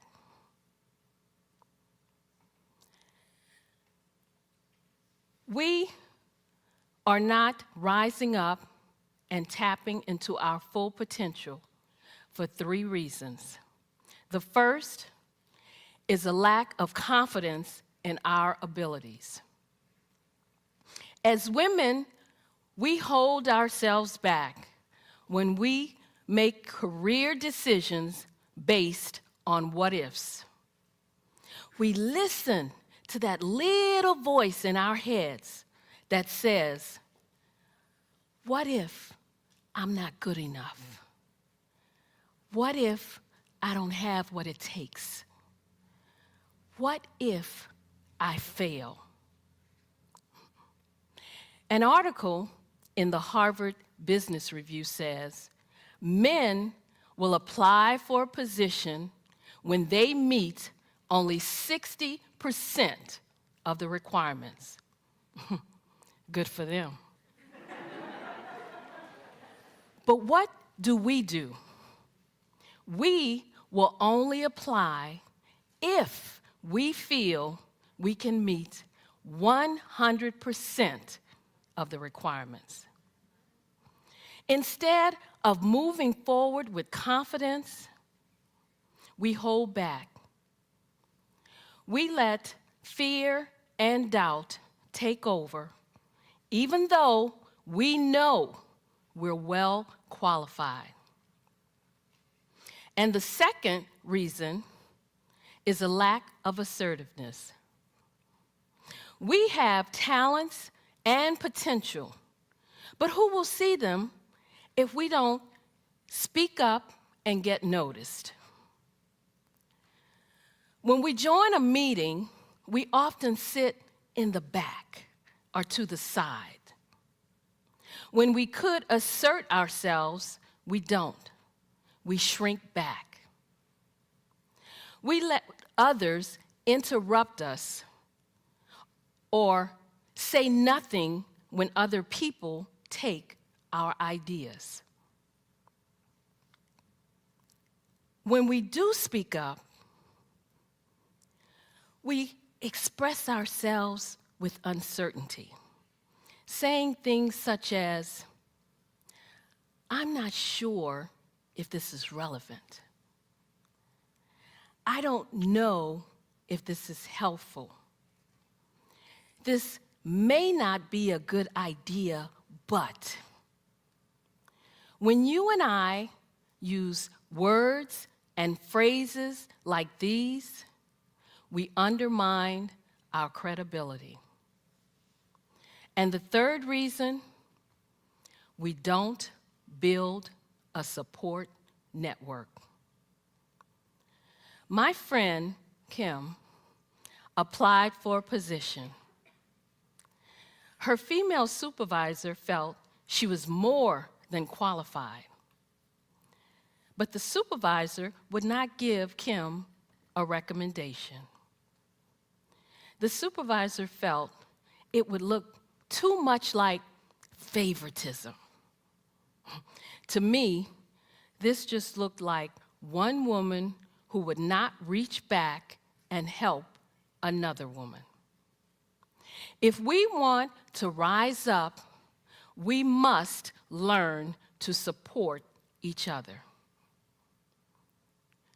We need to show up to rise up. Showing up means taking responsibility for your own career path.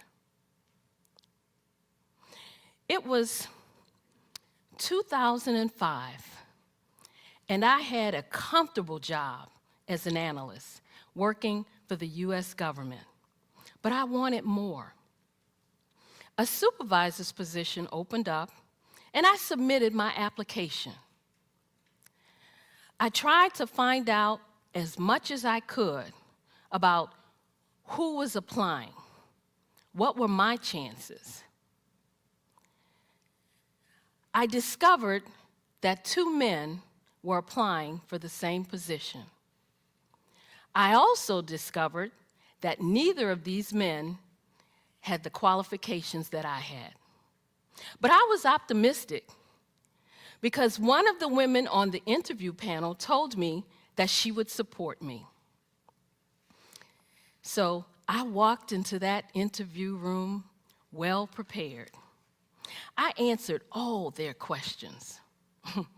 I aced that interview. 3 days later, I was told I wasn't selected.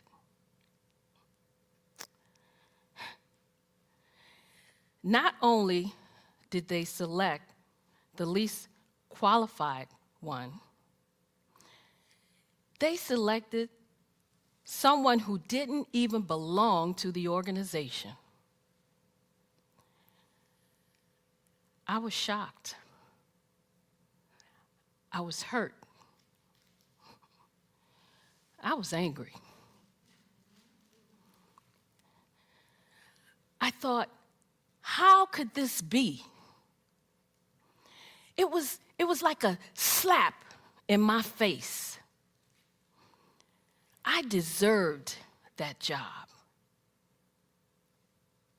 I thought, maybe I should just look for a job somewhere else. But I was in an exercise class, and it hit me. I'm not a quitter. I have never given up. I deserve this job. I'm good at what I do.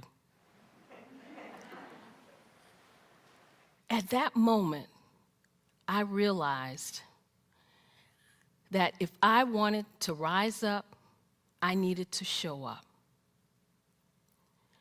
We need to show up to rise up. Showing up means taking responsibility for your own career path. And then it happened. The man they hired quit. And the manager asked me, the more qualified one, to step into that position. I did. I showed up and I rose up in my career. Having worked with hundreds of women over the years, I know there are 3 steps we need to take to show up. The first is to build confidence. The second is to be assertive. The third is to build a support network. When we follow this 3-step process, we will show up to rise up. When we rise up and tap into our full potential, as women, you and I will contribute more to our organizations, more to our families, and more to our communities. When we show up to rise up, everyone wins.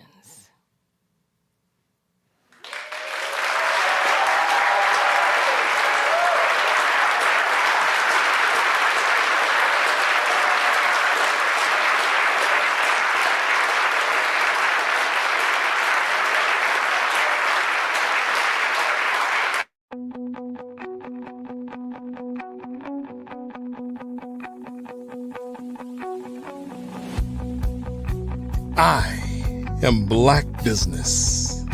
From the moment I wake until the time I sleep. Yes, I am Black Business. I am Black Business. Tell me, are you Black Business? I am Black Business. Do you support Black businesses? Listen, I support Black business because I am Black Business. Black Business Expo, one of the largest business showcases in the history of Black business in the world. The world! Sign up today at www.blackbusinessexpousa.com or call 919-308-9090. I am Black Business.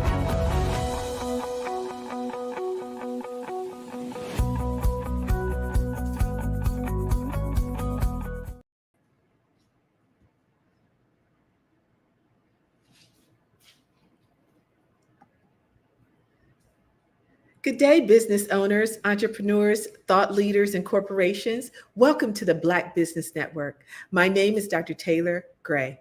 I am your business moderator for this day on the Black Business Network. The Black Business Network is a 24-hour business network showcasing Black businesses, business owners, entrepreneurs, and thought leaders worldwide. We have speakers from North Carolina, London, Singapore, Africa, Japan, and cities all over the United States. The Black Business Network is a global community sharing its business knowledge to empower, inspire, and educate businesses about business.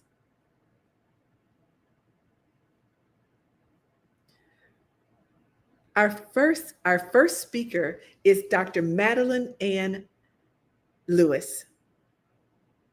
She is president and CEO of the Executive Women's Success Institute, a 22-year retired Army veteran, international TEDx speaker, and best-selling author of Show Up to Rise Up. She is the creator of Crack the Career Code, host of the Success for Women radio TV show, and a sought-after career strategist and business consultant. Dr. Lewis helps women advance into executive roles and empowers female veterans to transition into entrepreneurship. Her accolades include the prestigious 2025 Top Leaders of Excellence Award from the Pennsylvania House of Representatives and the 2024 Presidential Lifetime Achievement Award. She also received the 2024 Acquisition International Excellence in Business Award. She has been featured on the cover of magazines, quoted and written about in numerous national publications. Welcome to the stage, and remember, genius is common. Hi, Dr. Madeline. Hi, how are you? It's great to see you. So good to see you. It's a pleasure to meet you. I was enjoying your TEDx talk. Thank you so much. Thank you. Yes. So I will see you on the other side. All righty. Wow. Well, hello, everyone. You know, as I tell you all the time, I am such a fan of this network. And it is always an honor to be on this phenomenal platform, a platform that let our voices be heard and our talents be seen. You know, this is a platform where information is shared to help you look at what's next. And the amazing part is that it's all information that you can get in real time from individuals who have been there and done that, from individuals who are experts in their industry. So for me, it's such a privilege to be in the company of so many unselfish individuals from all around the globe. You know, individuals who are willing to share their expertise and provide so many resources to help you and so many others grow and move forward. And if the truth be told, that's not something you see a lot of. So before I get started, I have to take a moment just to thank Dr. Eric Kelly III for allowing me to be a part of this groundbreaking, history-making platform.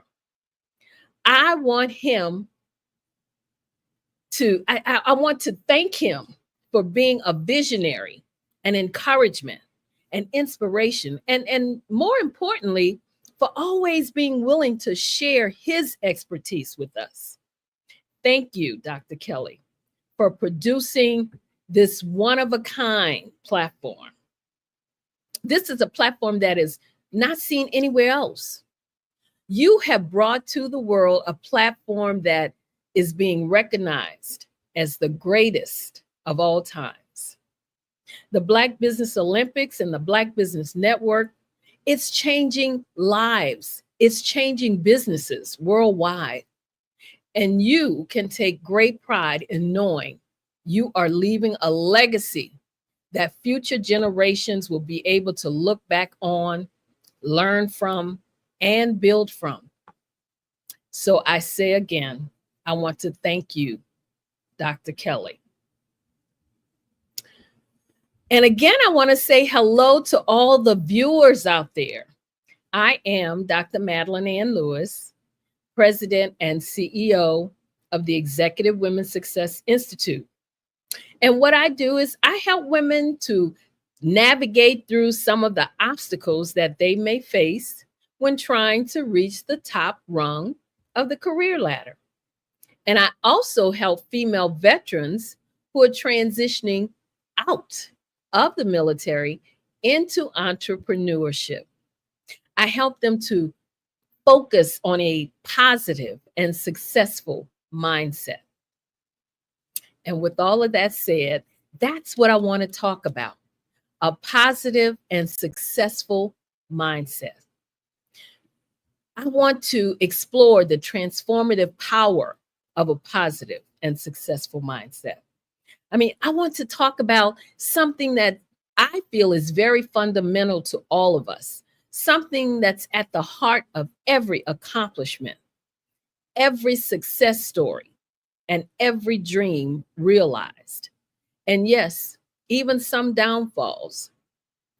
And that is our mindset. You know, one of the things Dr. Kelly tells us is that to truly understand mindset, we must look beyond it. And there are a couple of variables to that, such as the mind shift, the mind print, and the mind state. So my questions to you are, what's your current state of mind? What's your why? Why did you even wake up this morning? And what makes you you? Think about these questions for a moment. And in case you're wondering, why am I asking you these questions? Well, it's because I want you to know that whether you're an executive leading a team, an entrepreneur that's forging a new path, or a professional who's striving for excellence, cultivating a success-driven mindset, that's the key to unlocking your true potential. And you may also be wondering, what exactly does it mean to have a successful mindset? Well, guess what? You have to look at your thinking. And why is thinking so important? Well, earlier in the week, Dr. Kelly touched on some nuggets that I feel are important to our mindset, such as your energy, your attitude, your vision, and your belief. Now, let me just say, as a business owner, your mindset is your greatest asset. A positive mindset isn't just about optimism. It's about owning your energy and choosing your attitude every single day. The energy that you bring into your business or anything else that you do determines how far you're willing to go. And the attitude you bring shapes how you get there. When you lead with confidence instead of fear and vision instead of doubt, then you become unstoppable. Challenges become opportunities and setbacks become lessons. The future is built by those who believe in it and who show up with purpose, passion, and the power to move forward no matter what.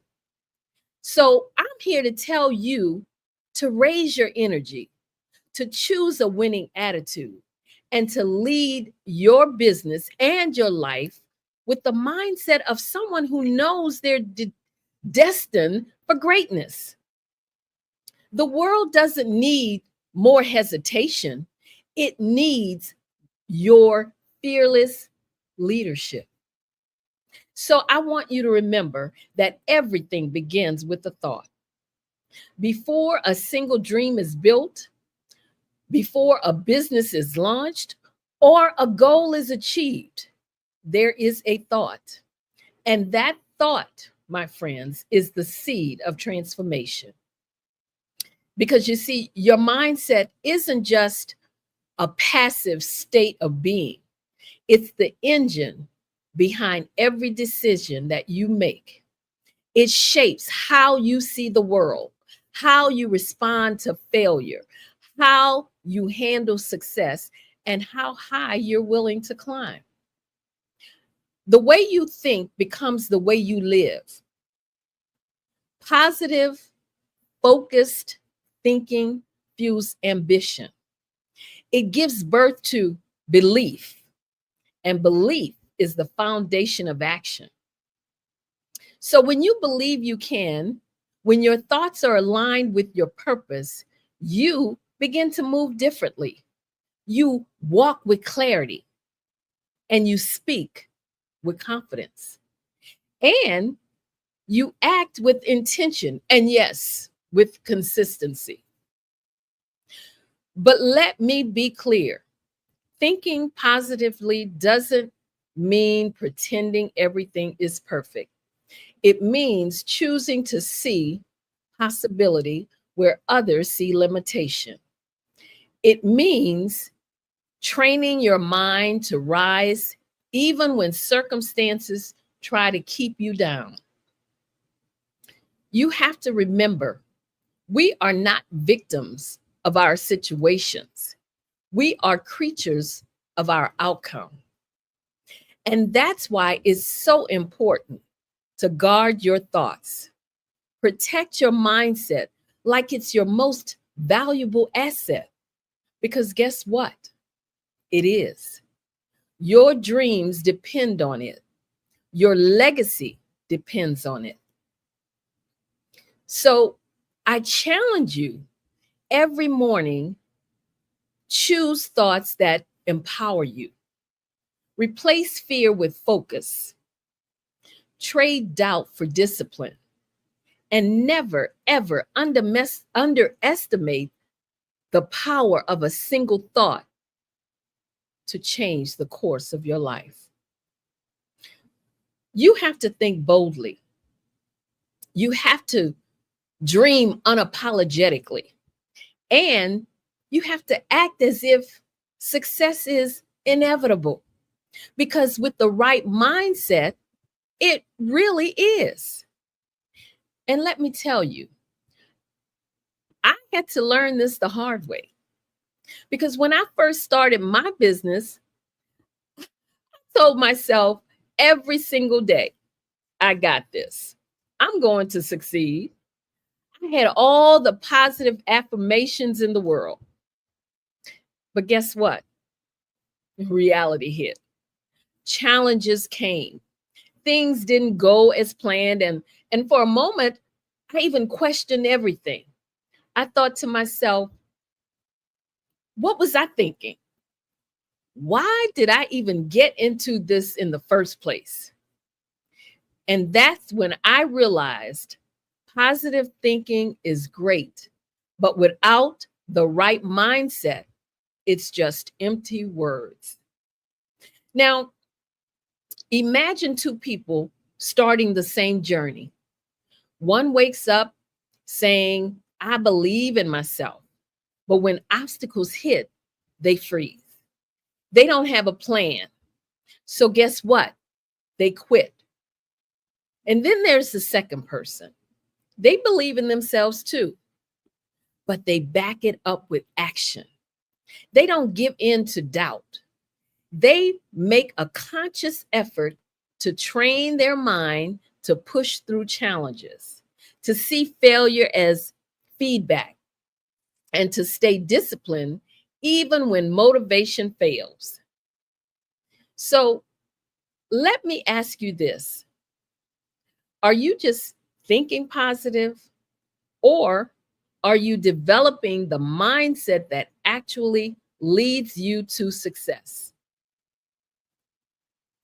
I said all of that to say that when challenges arise, a resilient mindset says, I can learn from this, while strategic thinking asks, how can I solve this? In other words, you don't want the imbalance or the what ifs taking over, because when we strike a balance, we can achieve the extraordinary. So again, I want you to ask yourself, what can I achieve if I harness my mindset and thinking in perfect harmony? Well, could you create a new innovation? Could you rebuild a billion-dollar corporation? Or maybe you can inspire a community. And the answer is absolutely. Yes, you can do all those things. All it takes is focused thinking along with a positive mindset. But again, I want to be clear. Achieving this balance is not an overnight success story. It's a journey. There will be setbacks that test your mindset and moments of doubt that challenge your thinking. So embrace those moments as opportunities to grow stronger. And then I want you to keep in mind, while most are dreaming of success, guess what? Winners wake up and work hard to achieve it. So here's what I want you to do. I want you to start each day by asking yourself, what kind of mindset do I want to carry today? And how can I direct my thinking to align with my goals? These small but deliberate actions could be the building blocks of a life lived with intention. Another core principle of a successful mindset is the power of self-belief. Your beliefs shape your reality. If you truly believe in yourself and your capabilities, you're already halfway to success. Trust in your skills, trust in your knowledge, and trust in your capacity to overcome obstacles.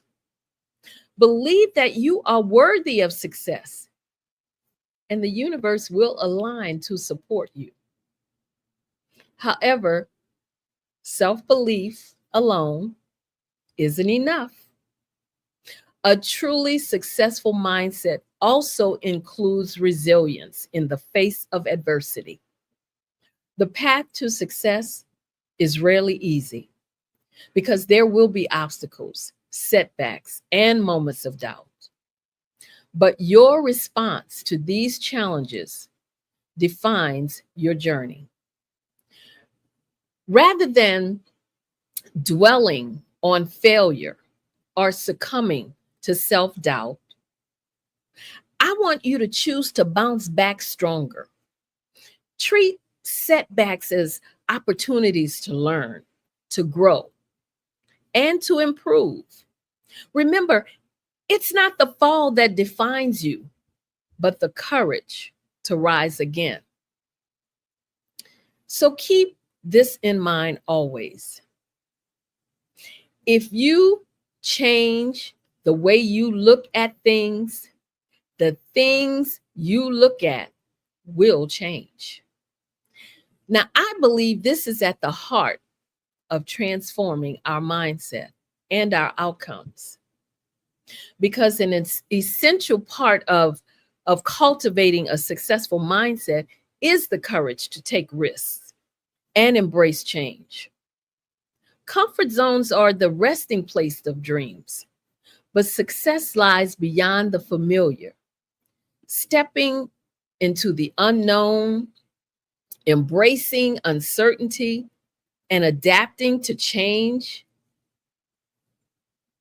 These are where growth happens. This is where growth happens. So don't be afraid to challenge the status quo, to go after your passions boldly, and to give it everything that you've got.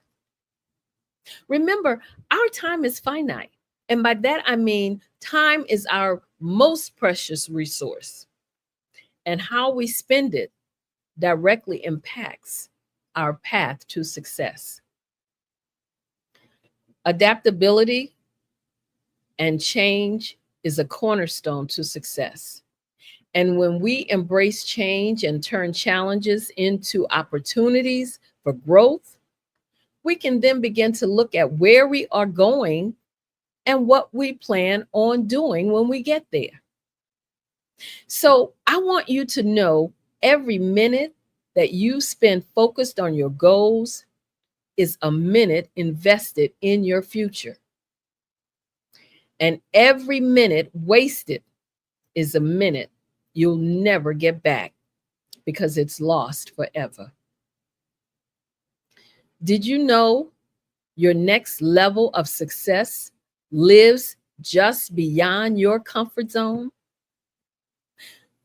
When you lead with a growth mindset, you don't just chase your goals. You become the person who's equipped to achieve them. Growth means evolving, stretching, and rising, even when the path is uncertain. Success doesn't belong to the ones who fear failure. It belongs to those who see failure as feedback, as a powerful stepping stone toward greater wisdom and strength. So if you ever feel like giving up, I want you to take a moment and then look back, not to dwell, but to see how far you've already come. You didn't get this far by accident. You got here with courage, effort, and heart. Failure is not the end. It's your chance to rise again, stronger, sharper, and more focused than before. In the words of Maya Angelou, you may not control all the events that happen to you, but you can decide not to be reduced by them. Remember that. Successful people everywhere they view every challenge as a chance to learn and to grow, because they understand that setbacks are not the end, but a setup for a comeback. So learn to embrace each moment. Take that step forward and keep your eyes on the vision you're building. You have the power to create it. All it takes is the right mindset. And I'm here to tell you that greatness is within your reach. But I have to ask, what steps are you taking to move forward? What actions are you taking to leave a legacy? Now, I realize I'm giving you a lot to think about, but let me be clear. Nothing comes from missed opportunities, broken promises, or a half-hearted attitude. We can't expect to inspire change in anyone else if we don't start by transforming our own mindset. And it all begins with believing in yourself, because self-belief is the cornerstone of any meaningful transformation. And that's why it's essential to ask yourself, why am I here? What is my purpose? Because guess what? When you know the why behind your actions, you'll find the strength to stay committed to your goals and to finish what you start. The life you lead starts with the beliefs you hold deep inside. Embracing your own worthiness, truly believing that you deserve the successes you envision, that's the foundation of every step forward. And always remember, change starts within. You are what you think. So when you truly believe in the vision you have for your future, that belief will fuel everything else. You have what it takes to do whatever you set your mind to do. Your next level isn't waiting on anyone else's approval. Guess what? It's waiting on you. Understand this. The journey to success is rarely a straight, smooth path.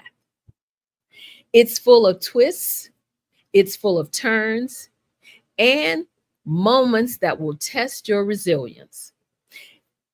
It's about pushing forward when others might stop persevering, when the road gets tough, and standing firm even when others say you can't make it.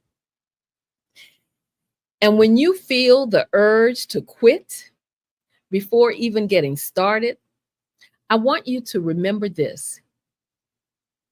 Quitting may offer momentary relief, but it will also steal from you the chance to discover the depths of your potential.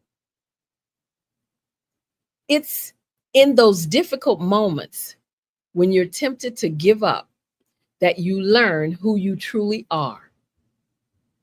Each time you push through, you're proving to yourself that you're capable of so much more than you thought. So the question is, will you execute today? Will you use your imagination for compensation? Are you a person who will take in the information and do absolutely nothing with it? Let today be the day you commit fully to your journey, that you believe in yourself, that you embrace your worthiness, and that you remember that success isn't just for others, it's for you too. The only thing standing between you and your dreams is the courage to believe that you can make them real. And I know you already know that some people succeed because they're destined to, but most people succeed because they're determined to. Determination is the fuel that keeps us moving forward, even when the path gets tough.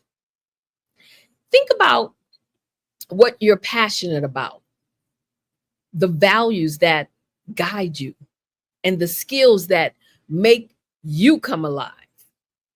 Consider how powerful it would be to share these gifts with the world, to inspire others by stepping fully into what makes you unique.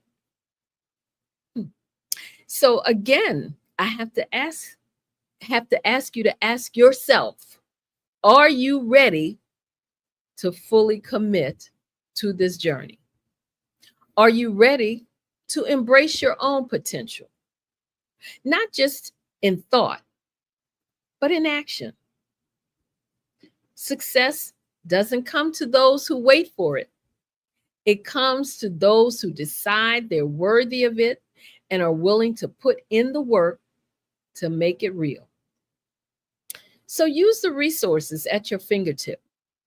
Lean into your support system and let your determination be the spark that ignites your path to success. Every step that you take forward, believing in yourself, moves you closer to your goals, closer to success, and closer to genuine happiness. Remember, each small action builds on the last, creating momentum and bringing you nearer to the life that you envision for yourself. Just accessing this platform, which has 145 speakers from around the globe sharing their expertise for 7 straight days once a month, will help you gain insight from people who have been in your shoes. The individuals on this platform, they have faced similar challenges. They have navigated the same obstacles, and they have stared down self-doubt. They stepped out of their comfort zones and they declared, I will not quit, because they persisted through the setbacks and the struggles. And now they share their success with you because they believe you can make it also. So here's another question. How are you going to harness the collective intelligence and all of the innovation that has been shared with you on this platform? Are you going to sit back and let others pass you by? Because I urge you, as you leave, remember this: you are the master of your mindset and the author of your thoughts. By balancing the two, you hold the power to shape not only your life, but the world around you. So don't waste this opportunity. Don't waste this information or the resources that you received and have been privy to so far this week. I want you to go back and listen to any of the sessions that you feel will be helpful. Believe that you can do anything you set your mind to do. Remember, it's the state of your mind that will make you successful. And also remember, if you don't value your value, then your value will not be valuable. I am Dr. Madeline Ann Lewis. And I hope that something I said resonated with you tonight. If you want to reach out to me, you can email me at info@exwsi.com. And I want you to make sure to get my new book, which is Show Up to Rise Up, The Transformative Power of a Successful Mindset. You can get it on Amazon by putting in my name in the search box, or you can go to my website, www.exwsi.com, click on bookstore, and you'll be able to purchase it through my website. As always, it's been a pleasure. I hope something I said really resonated with you tonight and make you want to reach out and just tap into your full potential, because you have it in you. You are worthy. You are capable. I believe in you. Thank you so much for having me on this platform. Thanks to Dr. Kelly. He is the best, always encouraging, always mentoring. It's always a pleasure. Thank you so much, Dr. Madeline. That was absolutely amazing. May I ask just one question? I know you have been speaking for a while and done a beautiful, beautiful job. I'm so inspired by you, just really beautiful. And I cannot wait to get your book. What percentage, and you may have covered it and I may have missed it, but what percentage of one's success do you think can be attributed to mindset? Well, actually, the mindset is what will get you to where you're trying to go. Because think about it. As we always hear, so a man thinketh, okay? So if you're thinking that you're not capable, if you're thinking you're not good enough, if you're thinking that, oh, wow, what if I create this business or I establish this business? and nobody wants what I have. Nobody wants to buy anything that I have. Well, then you're creating the problem right there. Because first of all, you're not going to put your best foot forward because you're going to keep thinking, well, even in the back of your mind, you're going to be saying, no matter what I do, I'm going to fail. So if you have that type of mindset, you will fail. Mm-hmm. You always should look at it as though I can do this. I will do this. I'm capable of doing this. Mm-hmm. I have greatness in me. Mm-hmm. So when I step out there, when I put that product out there, everybody's going to want it. You know, everybody in the world is going to want what I have because I know what I have will be something that can help them, something that will make an impact, something that will, bring them to what they may want to do. Just by seeing me do it, it may, make them want to do it. So that's why mindset is so important. When you say the percentage, I would say 100% is mindset. 100%. Yes. Okay. 100%. 100%. And one more thing, you know how they say, well, birds of a feather flock together, or you are the average of the 5 people that you spend the most amount of time with. Absolutely. How do you, even if, say that someone that you have to spend time with them because they're your family, or maybe they're really close friends, or how do you bridge that gap?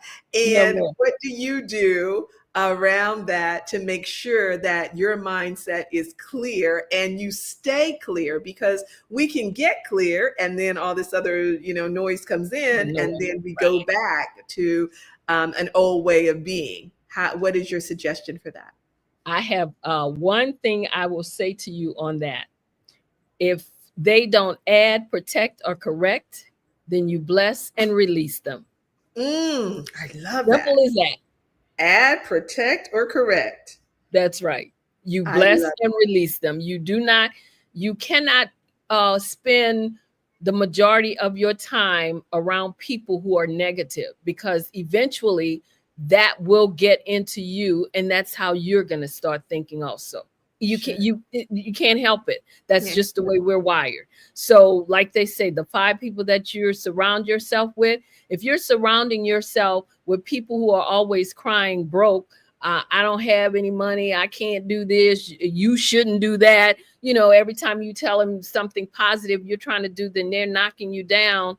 Then that's not who you want to be around. You want to be around that person who's always looking to make that $1 million, because that's where you're trying to get. So those are the people that you want to surround yourself with, people who are positive, people when you go to them with an idea, hey, look what I'm thinking of starting, this travel business. And they will say, oh, wow, that's a great idea. What can I do to help you? Or, just someone who will encourage, like I said, add, protect, and correct. If they don't do those 3 things, see ya. I love it. Add, protect, and correct. And on that note, that is beautiful. Thank you so much. I've really enjoyed you. It's just really been amazing. Thank you. So I would like to say, remember, genius is common. Dr. Madeline, and I will see you on the other side. There you go. Good night. Thank you. Good night.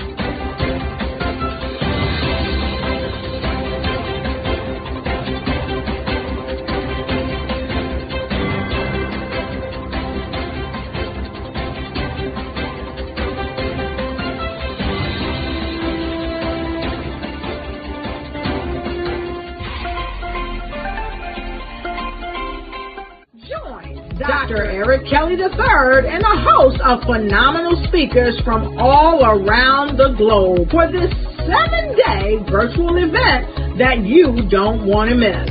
The mission of the Black Business Expo is to raise scholarship money from kids all the way from high school, all the way from college. The Black Business Olympics is one of the largest Black business showcases in the world. It is an opportunity for businesses and companies to showcase their businesses globally. We are going to be giving away laptops up to $5,000 away to students.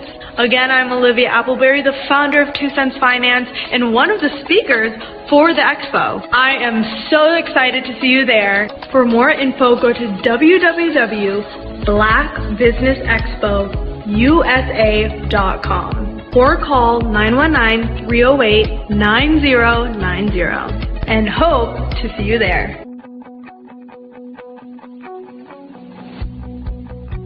I am Black Business. From the moment I wake until the time I sleep. Yes, I am Black Business. I am Black Business. Tell me, are you Black Business? I am Black Business. Do you support Black businesses? Listen, I support Black business because I am Black Business. Black Business Expo, one of the largest business showcases in the history of Black business in the world. The world! Sign up today at www.blackbusinessexpousa.com or call 919-308-9090. I am Black Business. I am Black Business. From the moment I wake until the time I sleep, I am Black Business. I am Black Business. Are you Black Business? I am Black Business. Do you support Black businesses? I support Black business because I am Black Business. Black Business Expo, one of the largest business showcases in the history of Black America in North Carolina. Join Dr. Eric Kelly III and a host of phenomenal speakers from all around the globe for this 7-day virtual event that you don't want to miss. The mission of the Black Business Expo is to raise scholarship money from kids all the way from high school, all the way from college. The Black Business Olympics is one of the largest Black business showcases in the world. It is an opportunity for businesses and companies to showcase their businesses globally. We are going to be giving away laptops up to $5,000 away to students. Again, I'm Olivia Appleberry, the founder of 2 Cents Finance and one of the speakers for the expo. I am so excited to see you there. For more info, go to www.blackbusinessexpousa.com or call 919-308-9090 and hope to see you there. I am Black Business. From the moment I wake until the time I sleep. Yes, I am Black Business. I am Black Business. Tell me, are you Black Business? I am Black Business. Do you support Black businesses? Listen, I support Black business because I am Black Business.